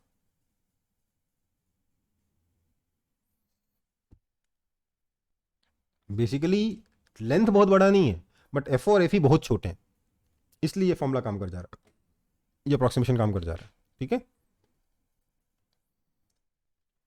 आगे बढ़े। Yes sir. अगला है टेलीस्कोप। कौन सा वाला? एस्ट्रोनॉमिकल। एस्ट्रोनॉमिकल टेलीस्कोप का मतलब वो वाला टेलीस्कोप जिसके हम चांद सितारे और प्लैनेट्स देखते हैं, राइट। मतलब ऑब्जेक्ट जो बहुत दूर रहता है, वो तो टेलीस्कोप का मतलब ऑब्जेक्ट तो बहुत दूर रहेगा ही रहेगा। बट दो तरीके के टेलीस्कोप होते हैं, एक एस्ट्रोनॉमिकल और एक टेरेस्ट्रियल। दोनों में फ़र्क क्या है? जब मैं मून को देख रहा हूँ या मैं सन को देख रहा हूँ तो ऊपर, क्योंकि सब कुछ गोल गोल है, डायरेक्शन से फ़र्क नहीं पड़ता। इमेज सीधी बनी उल्टी बनी इससे कोई फ़र्क नहीं बनता, नहीं पड़ता। पड़ता है क्या? बोलो। No, sir. लेकिन अगर मैं मान लीजिए समुंदर से में निकला हूँ शिप में और दूसरी शिप को देखता हूँ उसी टेलीस्कोप का यूज़ करके और मुझे शिप उल्टी नज़र आती तो मुझे दिक्कत होगी ना थोड़ा सा। हम्म, इसलिए हम क्या चाहते हैं कि हमारा जो टेरेस्ट्रियल टेलीस्कोप हो उसमें इमेज सीधी बननी चाहिए, पर एस्ट्रोनॉमिकल में उल्टी ही बने तो कोई फर्क नहीं पड़ता। ओके बेटा, समझ में आया? Yes, sir. ओके। तो इस डायग्राम को भी ध्यान से, मतलब जैसे जैसे मैं बता रहा हूँ वैसे वैसे फॉलो करेंगे। ये ऑब्जेक्टिव है, ये आईपीस है, ठीक है। ऑब्जेक्टिव यहाँ बड़ा होता है, आईपीस छोटा होता है। ऑब्जेक्टिव का फोकल लेंथ भी आईपीस के मुकाबले काफ़ी बड़ा होता है, ओके। खैर वो उस डायग्राम में डिपेक्टेड नहीं है, बट ऐसा होता है। क्या होगा? ऑब्जेक्ट क्योंकि इन्फिनिटी पर है, जब टेलीस्कोप यूज़ कर रहे हैं बहुत दूर के ऑब्जेक्ट को देख रहे हैं हम लोग, हम ऑब्जेक्ट को इन्फिनिटी पे मान रहे हैं। इन्फिनिटी से पैरेलल रेज आएंगी, वो इस ऑब्जेक्टिव से जब पास होंगी तो एक focal length of focus of objective पे इमेज बनाएगी, राइट। इमेज कहाँ बनेगी? ऑब्जेक्टिव के फोकस पर। ये लेट्स से हमारा जो ऑब्जेक्ट है एंगल अल्फा सब्सटेंड कर रहा था हमारे आईज के ऊपर। कितने एंगल सब्सटेंड कर रहा था? अल्फा सब्सटेंड कर रहा था, है ना। और ये फाइनली आईपीस पे जो लाइट रे आ रही है, जो फाइनल इमेज जो आईपीस पे एंगल सब्सटेंड कर रही है, वो लेट से बीटा है। तो हमारा मैग्निफिकेशन कितना होगा? बेसिक फॉर्मूला कितना हो जाएगा? बेसिक, हाँ, सबसे बेसिक फॉर्मूला क्या हो जाएगा? बीटा बाय अल्फा, यही ना होगा? यस और नो? बोलो। Yes sir. Yes, sir. अब देखो बेसिकली हमें इसको सॉल्व करने के लिए ज़रूरत है इस की हाइट की, ठीक है। इसकी हाइट मैंने मान ली लेट से h1 है। तो क्या मैं कह सकता हूं कि जो h1 है that is simply FO alpha. चलो ऐसे अभी ऐसे ही छोड़ देते हैं, साइन वन के बारे में बाद में बात करेंगे, ठीक है। H1 को क्या मैं ये कह सकता हूँ? H1 जो फर्स्ट इमेज की हाइट बनी, क्योंकि ये एंगल अल्फा है, ये वाला एंगल भी अल्फा होगा, इसलिए H1 कितना हो जाएगा? FO into alpha. यस और नो? सारे एंगल तो छोटे ही हैं, है ना। यस। इसके बाद मैंने बोला लेट्स से मेरा ये जो डिस्टेंस है ये क्या है? यू आई पी से, राइट। है ना। तो बीटा कितना हो जाएगा, बीटा हो जाएगा height of image upon U of eyepiece, right. Now for eyepiece,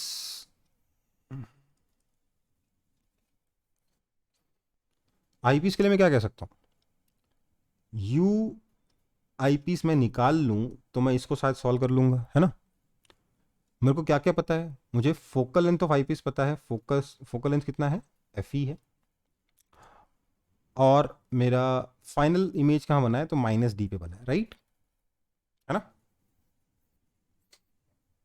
right. कोई दिक्कत। So I have 1/-d minus 1/u eyepiece is equal to 1/f eyepiece, right? This means मुझे जो 1/u eyepiece चाहिए था वो मिल गया, मुझे कितना आया, minus of 1/d plus 1/fe, right. कोई दिक्कत।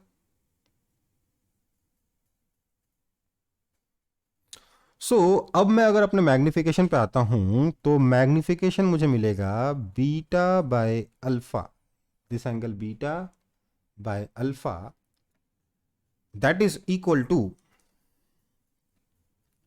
बीटा कितना है, h1/ue, h1/ue into alpha, right, that is equal to h1/अल्फा कितना है, अल्फा तो है सर h1/fo, राइट, है ना, इंटू 1/ue कितना है, into minus of 1/d plus 1/fe। So h1 चला गया, माइनस बाहर आ गया, so you have minus F O into 1/d plus 1/fe। इसको मैं मैनिपुलेट करके यहाँ लिख रहा हूँ क्योंकि मेरे पास कहीं और जगह नहीं बची। सो मैग्निफिकेशन इज इक्वल टू, मैंने यहाँ पे क्या किया, एफ ई को जबरदस्ती बाहर निकाला तो ये आ गया minus F O by F E into 1 plus F E by D, उल्टा हो गया ना थोड़ा सा, 1 plus D by F E गया, 1 plus F E by D आ गया। तो ये मेरा फाइनल फॉर्मूला बन गया। मैग्निफिकेशन क्या है मेरा, मेरा मैग्निफिकेशन आ गया minus F O by F E into 1 plus F E by D, right, हाँ या ना।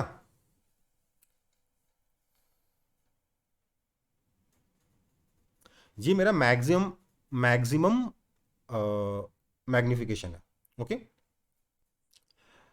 अगर मैं रिलैक्स्ड विजन देखूं, अच्छा उसको थोड़ा सा मेरे ख्याल से अगले पेज पे और होगा ही डायग्राम एक बार और, अगर नहीं है तो बनाना पड़ेगा।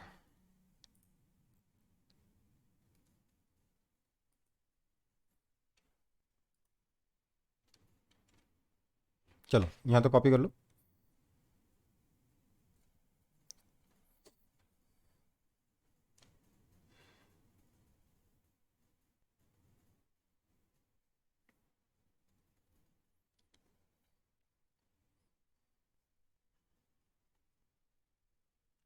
समझ में आया कि नहीं समझ में आया,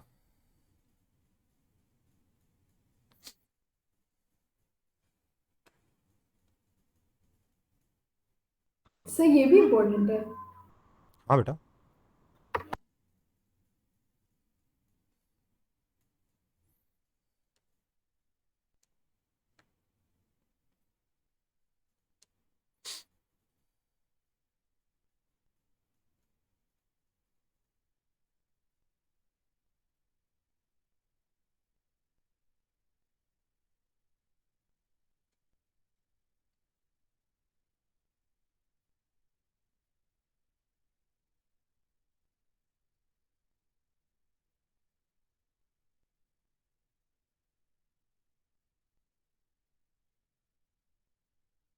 सर वो एफ ओ बाई डी होगा ना?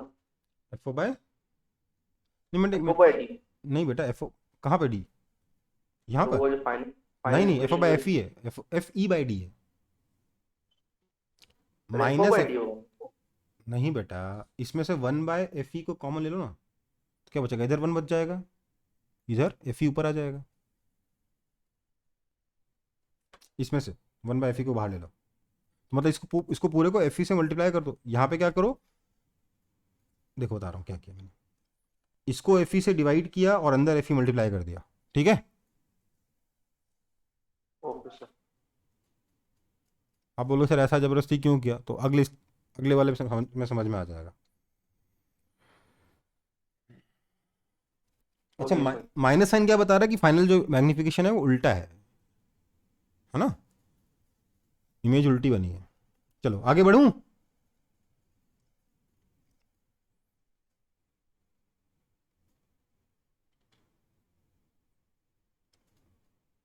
बढ़ूं आगे? Yes sir. चलो फिर, तो मेरा मैक्सिमम मैग्निफिकेशन कितना आया था?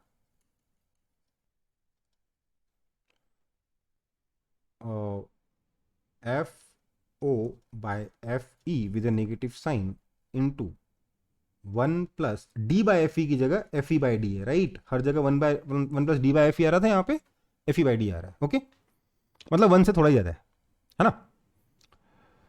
ओके, मतलब ये फैक्टर ऑलमोस्ट 1 के बराबर ही है, क्योंकि FE तो बहुत छोटा होगा। अब देखो, फॉर रिलैक्स्ड विजन अगर हम रिलैक्स होकर देखना चाहते हैं तो हमें क्या चाहिए? फाइनल इमेज जो इन्फिनिटी में बने, है ना? फाइनल इमेज अगर इन्फिनिटी में बनी तो सोचो क्या होगा। अगर फाइनल इमेज इन्फिनिटी में बन रही है तो कब होगा? अगर ये जो इमेज I1 बनी थी ये FE पे बनी हो तभी तो, है ना? तो फाइनल इमेज कहां पर है? This means I1 at FE, which means FO and FE coincide। हा, कितना बढ़िया हुआ है ना?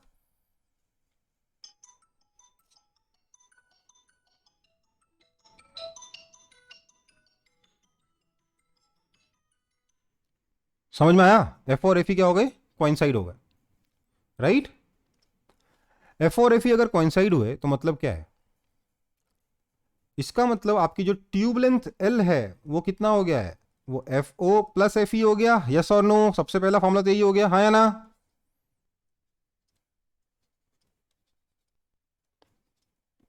कोई दिक्कत? No sir. दूसरा, अल्फा क्या है भाई? तो सर अल्फा है आपका H1/FO, और बीटा क्या है सर? तो H1/-FE। देयरफॉर मैग्निफिकेशन कितना हो गया? सिंपली -FO/FE, हाँ या ना? सिर्फ ये वाला टर्म। ऐसे भी देख सकते हो, फाइनल इमेज मुझे डी पे बनानी की जगह इन्फिनिटी बनानी है, तो यहाँ डी की जगह इन्फिनिटी डाल दो। क्या बना? -FO/FE आया कि नहीं आया? बट ऑब्वियसली ये वाला डेरिवेशन ज़्यादा आसान है, राइट? कोई दिक्कत? और इसमें कोई खास फर्क भी नहीं पड़ा, क्योंकि ये तो ऑलमोस्ट 1 ही है, FE बहुत छोटा है, तभी तो मैग्निफिकेशन ज़्यादा होगा। हम्म,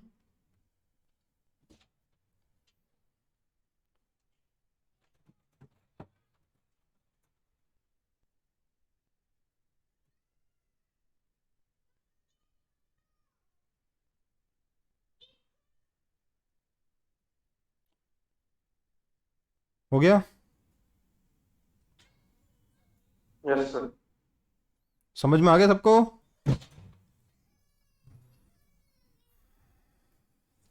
सबको समझ में आया कि नहीं आया? Yes sir. सो मैग्निफिकेशन मेरा आ चुका है -FO/FE, FE ट्यूब लेंथ भी आ गई, FO प्लस FE। यहां तक किसी को दिक्कत नहीं होनी चाहिए मेरे ख्याल से, और कोई खास बात तो है नहीं इसमें। चलो आगे बढ़ते हैं। ठीक है, ये तो हो ही गया, रिलैक्स विजन कह लिया।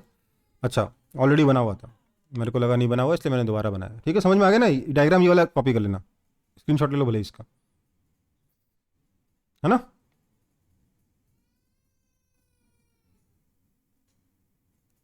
हो गया, आगे बढ़े।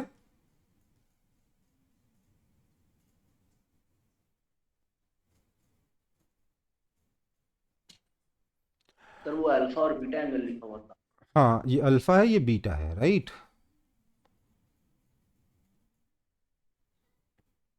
आगे बढ़ूं? Yes sir. चलो फिर, अगला है टेरेस्ट्रियल टेलीस्कोप। टेरेस्ट्रियल टेलीस्कोप में क्या चाहिए हमें? इमेज सीधी चाहिए ना। तो हमने क्या किया, एक और बीच में लेंस लगा दिया जो कुछ नहीं कर रहा है, इस फर्स्ट इमेज को इरेक्ट कर दे रहा है, बस उल्टी इमेज को सीधा कर दे रहा है ना? तो ये जो इरेक्टिंग लेंस है, इसके 2f पे हमने ऑब्जेक्ट को रखा, तो 2f पे इमेज बनी, बस इमेज सीधी हो गई। यहां पर भी मैग्निफिकेशन कितना है? रिलैक्स्ड केस में मैग्निफिकेशन कितना है सर? मैग्निफिकेशन सिंपली 1 FO/FE ही है। या हाँ, माइनस हट जाएगा यहाँ पे, क्योंकि हमने एक और माइनस लगा दिया। बस ट्यूब लेंथ कितना हो जाएगा? FO प्लस FE के साथ साथ 4F और आ जाएगा बीच वाला, हाँ है ना? इसमें तो कुछ खास है ही नहीं।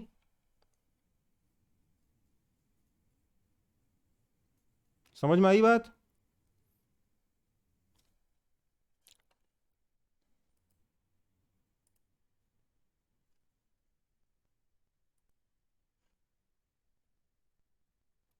समझ में आया कि नहीं आया?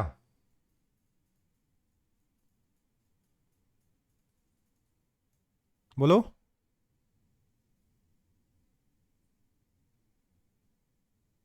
हाँ सर। चलो फिर आगे बढ़ो। 4F का वो F कहाँ है? क्या? 4F का वो कौन सा फोकल लेंथ है? क्या बेटा? जो 4F वाला जो फोकल लेंथ लिखा है वो कौन सा है? इस इरेक्टिंग लेंस का फोकल लेंथ देखो ना यार, कुछ नजर नहीं आ रहा क्या आप लोगों को? शायद डायग्राम उतना अच्छा नहीं है। ये लेंथ, ये डिस्टेंस कितना है? 2F है। ये डिस्टेंस भी कितना है? 2F है। तो ये लेंथ एक्स्ट्रा 4F ऐड करना पड़ा ना। Okay sir. ठीक है, इसलिए इसका यूज किया। आगे बढ़ते हैं। इसने इमेज बनाया FO पे, उसको हमने इसके 2F पे रख दिया, तो 2F पे इमेज बनी, उसको इसका जो 2F है वो FE से मैच करा दिया। ठीक है, आगे बढ़ता हूं।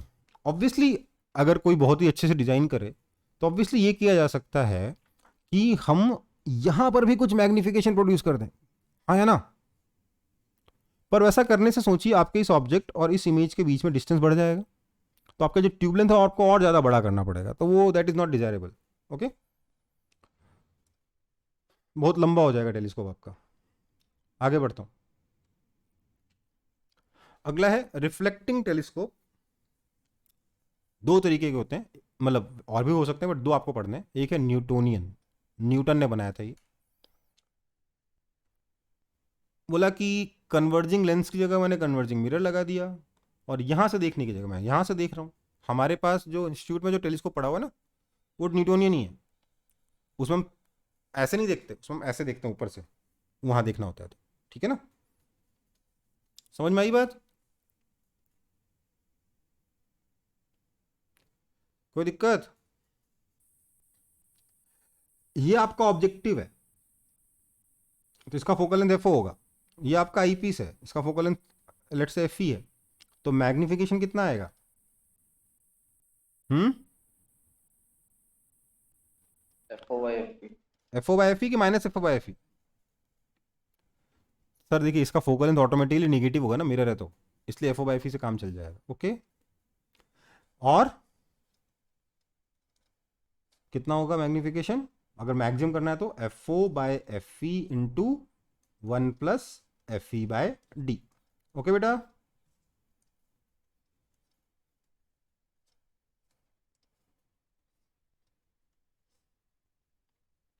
समझ में आया कि नहीं?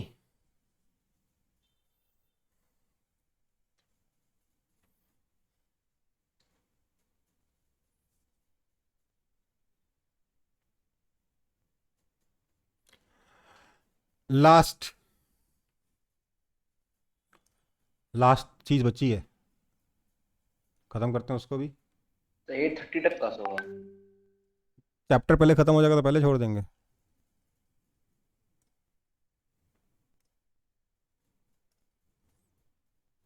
मैंने 8:15 तक सोचा था, 8:15 पे खत्म हो जाएगा। बढ़ूं आगे। यस। एक और रिफ्लेक्टिंग टेलीस्कोप है, साइंटिस्ट का नाम कैसेग्रेन है। तो कैसेग्रेनियन टेलीस्कोप कैसा होता है, इसमें आप नॉर्मल तरीके से ही देखते हो, ये जो आईपीस था ना उसके बीच में होल है, और वहाँ पे हमने, सॉरी आईपीस बोल रहा हूँ, ये जो ऑब्जेक्टिव है ना उसके बीच में होल है और वहीं पे हमने आईपीस लगा दिया और लाइट को यहाँ से रिफ्लेक्ट करके यहाँ ला रहे हैं। ये जो हमें सेकेंडरी मिरर लगाना पड़ा है ना, ये कन्वेक्स लगाना पड़ा। पूछो क्यों? To increase the field of view. Convex mirror का फील्ड ऑफ व्यू बड़ा होता है ना, है ना। अब देखो इसका फोकस, इसकी वजह से मैग्निफिकेशन पे कुछ फर्क पड़ेगा, बट हम लोग क्या करते हैं, इसका फोकल लेंथ ऐसा लेते हैं कि ये ऑलमोस्ट फ्लैट हो, फोकल लेंथ का बड़ा लेते हैं, तो कोई खास फर्क नहीं पड़ेगा। और हम यहां पे भी फॉर्मूला अप्लाई कर देते हैं, क्या? Magnification is equal to FO by FE into 1 plus FE by D। Okay, यहां पे भी लगा देते हैं फॉर्मूला, यहां पे माइनस लगाने की जरूरत नहीं है। क्यों जरूरत नहीं है? क्योंकि FO ऑलरेडी नेगेटिव है, राइट। इमेज तो देख रहे हो ना, इन्वर्टेड बनी है। जो लाइट ब्लू वाली ऊपर थी वो नीचे हो गई, जो रेड वाली नीचे थी वो ऊपर हो गई, है ना।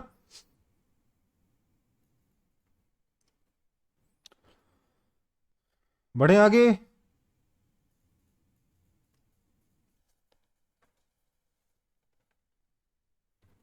Yes, sir. Okay sir. अच्छा, ये मिरर हमने पैराबोलिक यूज किया, देख रहे हो, स्फेरिकल यूज नहीं किया। क्यों? क्योंकि सर ऑब्जेक्ट जब इन्फिनिटी पर है, एक ही केस के लिए सॉल्व करना है, तो हमें मालूम है इन्फिनिटी वाले केस के लिए तो पैराबोलिक मिरर ज्यादा अच्छा होता है ना। हम्म।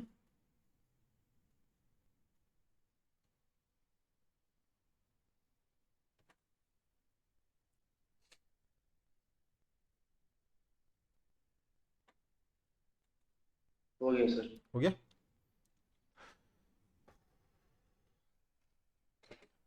चलो अब देखो, आगे बढ़ूं कि नहीं बढ़ूं?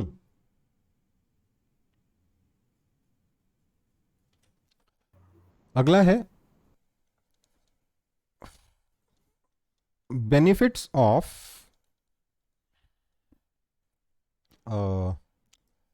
रिफ्लेक्टिंग टेलीस्कोप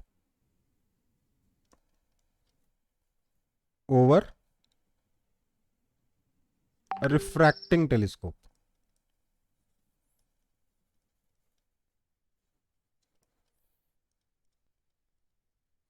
रिफ्लेक्टिंग टेलीस्कोप के रिफ्रैक्टिंग टेलीस्कोप के ऊपर काफी सारे फायदे हैं। वो फायदे आपको रीड करने हैं फ्रॉम, कहां से? एस.एल. अरोड़ा से पढ़ लो, या कोई और बुक हो आपके पास तो उससे पढ़ लो। मैं आपको लिखवा नहीं रहा हूं, बस ओरली कुछ कुछ फायदे बता दे रहा हूं, ठीक है। सुन लो बात को। देखो यार, मुझे एक बात बताओ, हमें बड़ा टेलीस्कोप बनाना है, खूब बड़ा। हबल टेलीस्कोप का नाम सुना है? सुना है कि नहीं सुना है? यस। हमको बहुत बड़ा टेलीस्कोप बनाना है। अब सोचो, बहुत बड़ा टेलीस्कोप बनाना है तो एक लेंस जिसका फोकल लेंथ अगर आप कैसा भी रखो, बहुत बड़ा अगर लेंस बनाओगे तो बीच से तो लेंस बहुत मोटा हो जाएगा, होगा कि नहीं होगा? होगा कि नहीं? बोलो। Yes sir. भारी हो जाएगा, भारी होगा कि नहीं होगा? आपको पता है दुनिया का सबसे बड़ा टेलीस्कोप कितना बड़ा है? अंदाजा है आपको?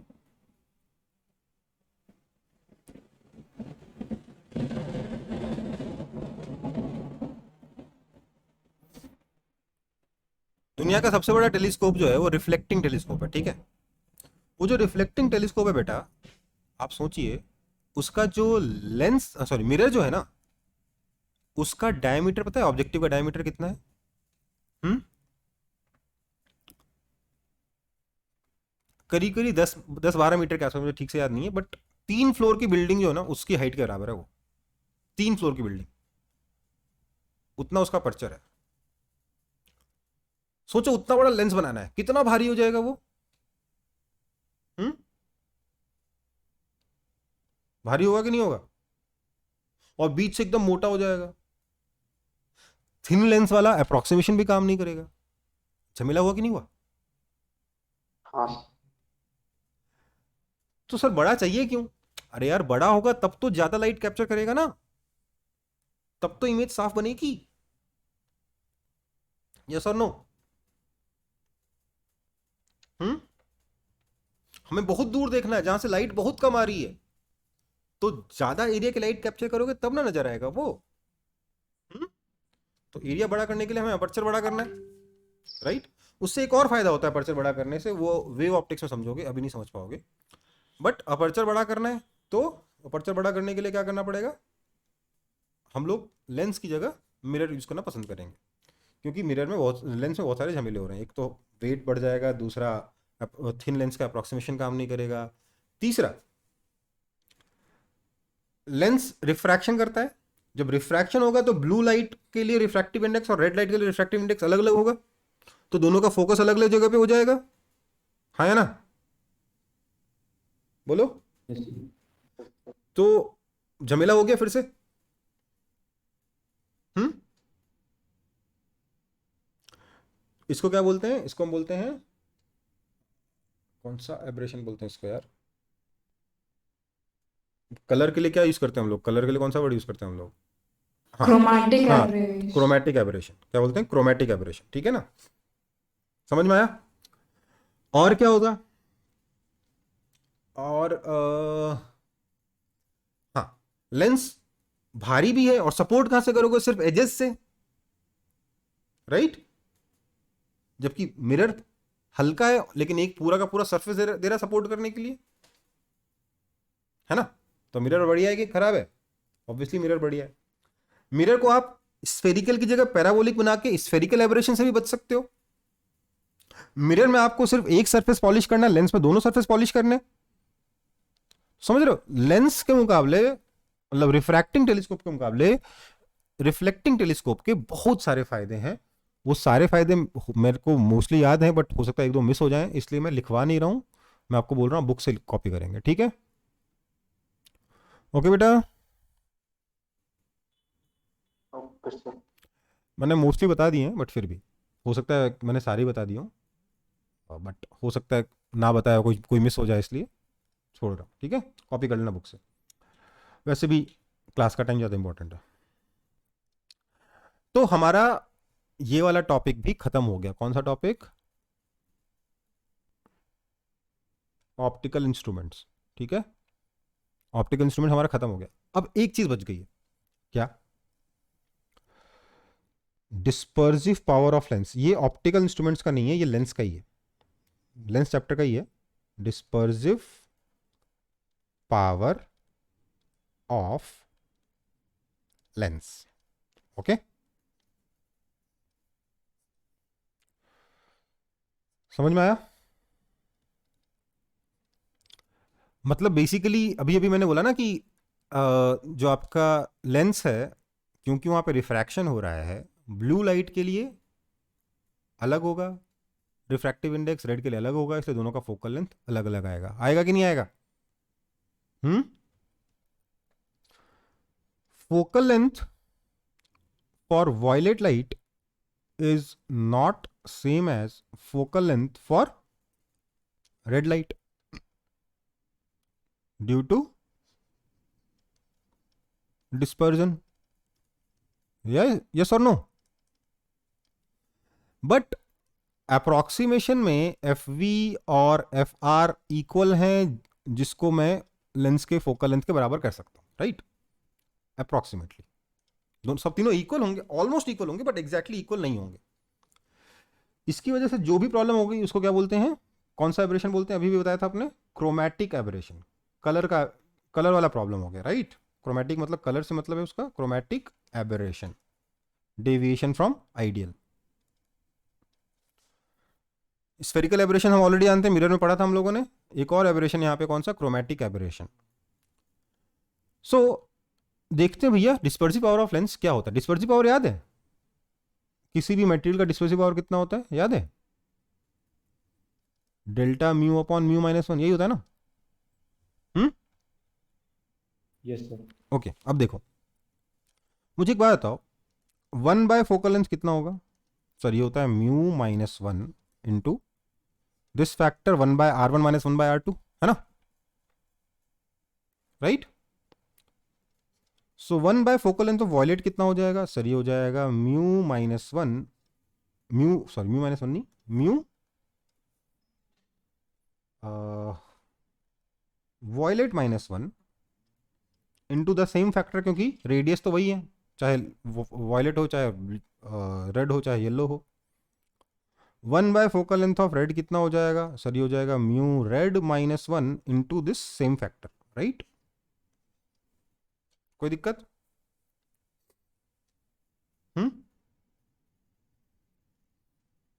कोई दिक्कत?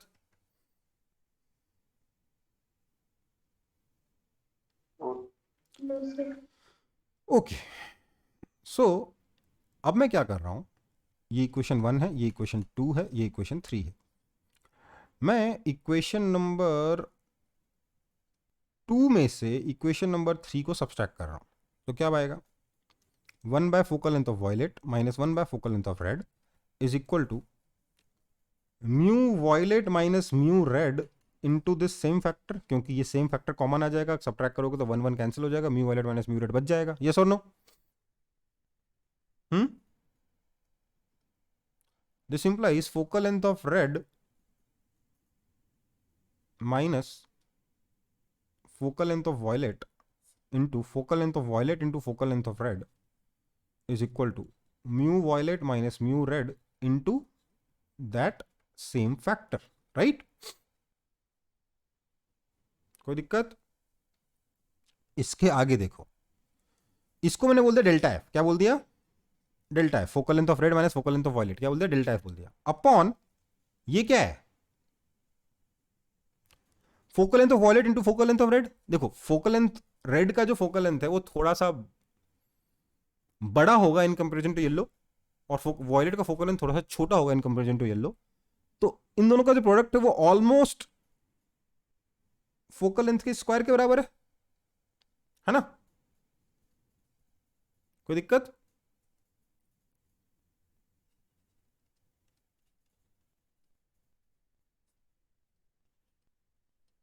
कोई दिक्कत है?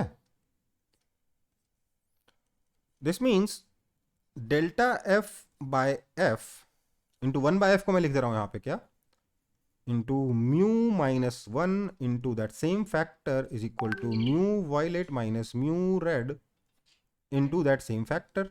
That same factor gets cancelled out and we have delta F by F equals to delta mu by mu minus 1 which is omega.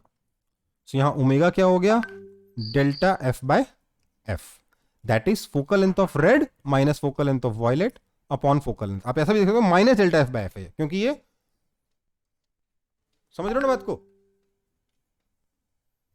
क्योंकि ये focal length of violet minus red नहीं है, रेड माइनस वॉयलेट है, ठीक है। Copy कर लीजिए, इतना ही है इस चैप्टर में, ठीक है।